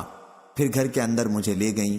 وہاں انصار کی چند عورتیں موجود تھیں جنہوں نے مجھے دیکھ کر دعا دی کہ خیر و برکت اور اچھا نصیب لے کر آئی ہو۔ میری ماں نے مجھے انہی کے حوالے کر دیا اور انہوں نے میری آرائش کی۔ اس کے بعد دن چڑھے اچانک رسول اللہ صلی اللہ علیہ وسلم میرے پاس تشریف لائے اور حضور صلی اللہ علیہ وسلم نے خود مجھے سلام کیا۔ میری عمر اس وقت 9 سال تھی۔ صحیح بخاری حدیث نمبر 3894۔ وہیب بن خالد نے بیان کیا، ان سے ہشام بن عروہ نے، ان سے ان کے باپ عروہ نے، اور ان سے حضرت عائشہ رضی اللہ عنہا نے کہ نبی کریم صلی اللہ علیہ وسلم نے فرمایا، تم مجھے 2 مرتبہ خواب میں دکھلائی گئی ہو۔ میں نے دیکھا کہ تم ایک ریشمی کپڑے میں لپٹی ہوئی ہو اور کہا جا رہا ہے کہ یہ آپ کی بیوی ہیں، ان کا چہرہ کھولیے۔ میں نے چہرہ کھول کر دیکھا تو تم تھیں۔ میں نے سوچا کہ اگر یہ خواب اللہ کی جانب سے ہے تو وہ خود اس کو پورا فرمائے گا۔ صحیح بخاری حدیث نمبر 3895۔ ابو اسامہ نے بیان کیا، ان سے ہشام نے، ان سے ان کے والد عروہ بن زبیر نے بیان کیا کہ حضرت خدیجہ رضی اللہ عنہا کی وفات نبی کریم صلی اللہ علیہ وسلم کی مدینے کو ہجرت سے 3 سال پہلے ہو گئی تھی۔ حضرت صلی اللہ علیہ وسلم نے آپ کی وفات کے تقریباً 2 سال بعد حضرت عائشہ رضی اللہ عنہا سے نکاح کیا۔ اس وقت ان کی عمر 6 سال تھی۔ جب رخصتی ہوئی تو وہ 9 سال کی تھیں۔ صحیح بخاری حدیث نمبر 3896۔ سفیان بن عینہ نے بیان کیا، ان سے عامش نے بیان کیا، کہا کہ میں نے ابو وائل شفیق بن سلمہ سے سنا، انہوں نے بیان کیا کہ ہم خباب بن عرط رضی اللہ عنہ کی عیادت کے لیے گئے تو انہوں نے کہا کہ نبی کریم صلی اللہ علیہ وسلم کے ساتھ ہم نے صرف اللہ کی خوشنودی حاصل کرنے کے لیے ہجرت کی تھی، اللہ تعالی ہمیں اس کا اجر دے گا۔ پھر ہمارے بہت سے ساتھی اس دنیا سے اٹھ گئے اور انہوں نے دنیا میں اپنے اعمال کا پھل نہیں دیکھا۔ انہی میں حضرت مصعب بن عمیر رضی اللہ عنہ احد کی لڑائی میں شہید کیے گئے تھے اور صرف ایک دھاری دار چادر چھوڑی تھی۔ کفن دیتے وقت جب ہم ان کی چادر سے ان کا سر ڈھانکتے تو پاؤں کھل جاتے اور پاؤں ڈھانکتے تو سر کھل جاتا۔ رسول اللہ صلی اللہ علیہ وسلم نے ہمیں حکم دیا کہ ان کا سر ڈھانک دیں اور پاؤں پر اذخر گھاس ڈال دیں تاکہ چھپ جائے، اور ہم میں ایسے بھی ہیں کہ اس دنیا میں بھی ان کے اعمال کا میوہ پک گیا، پس وہ اس کو چن رہے ہیں۔ صحیح بخاری حدیث نمبر 3897۔ حماد بن زید نے بیان کیا، ان سے یحییٰ بن سعید انصاری نے، ان سے محمد بن ابراہیم نے، ان سے علقمہ بن ابی وقاص نے بیان کیا کہ میں نے حضرت عمر رضی اللہ عنہ سے سنا، انہوں نے بیان کیا کہ میں نے نبی کریم صلی اللہ علیہ وسلم سے سنا، آپ فرما رہے تھے کہ اعمال نیت پر موقوف ہیں، پس جس کا مقصد ہجرت دنیا کمانا ہو وہ اپنے اسی مقصد کو حاصل کر سکے گا، یا مقصد ہجرت سے کسی عورت سے شادی کرنا ہو تو وہ بھی اپنے اسی مقصد تک پہنچ سکے گا، لیکن جن کا ہجرت سے مقصد اللہ اور اس کے رسول کی رضامندی ہوگی تو اسی کی ہجرت اللہ اور اس کے رسول کے لیے سمجھی جائے گی۔ صحیح بخاری حدیث نمبر 3898۔ یحییٰ بن حمزہ نے بیان کیا، انہوں نے کہا کہ مجھ سے ابو عمر اوزاعی نے بیان کیا، انہوں نے کہا کہ ہم سے عبدہ بن ابی لبابہ نے بیان کیا، ان سے مجاہد بن جبر مکی نے بیان کیا کہ حضرت عبداللہ بن عمر رضی اللہ عنہ کہا کرتے تھے کہ فتح مکہ کے بعد مکے سے مدینہ کی طرف ہجرت باقی نہیں رہی۔ صحیح بخاری حدیث نمبر 3899۔ عطا بن ابی رباح نے بیان کیا کہ عبید بن عمیر لیسی کے ساتھ میں حضرت عائشہ رضی اللہ عنہا کی خدمت میں حاضر ہوا اور ہم نے ان سے فتح مکہ کے بعد ہجرت کے متعلق پوچھا۔ انہوں نے کہا کہ ایک وقت تھا جب مسلمان اپنے دین کی حفاظت کے لیے اللہ تعالیٰ اور اس کے رسول اللہ صلی اللہ علیہ وسلم کی طرف عہد کر کے آتا تھا، اس خطرے کی وجہ سے کہ کہیں وہ فتنے میں نہ پڑ جائے، لیکن اب اللہ تعالیٰ نے اسلام کو غالب کر دیا ہے اور آج سرزمین عرب میں انسان جہاں بھی چاہے اپنے رب کی عبادت کر سکتا ہے، البتہ جہاد اور جہاد کی نیت کا ثواب باقی ہے۔ صحیح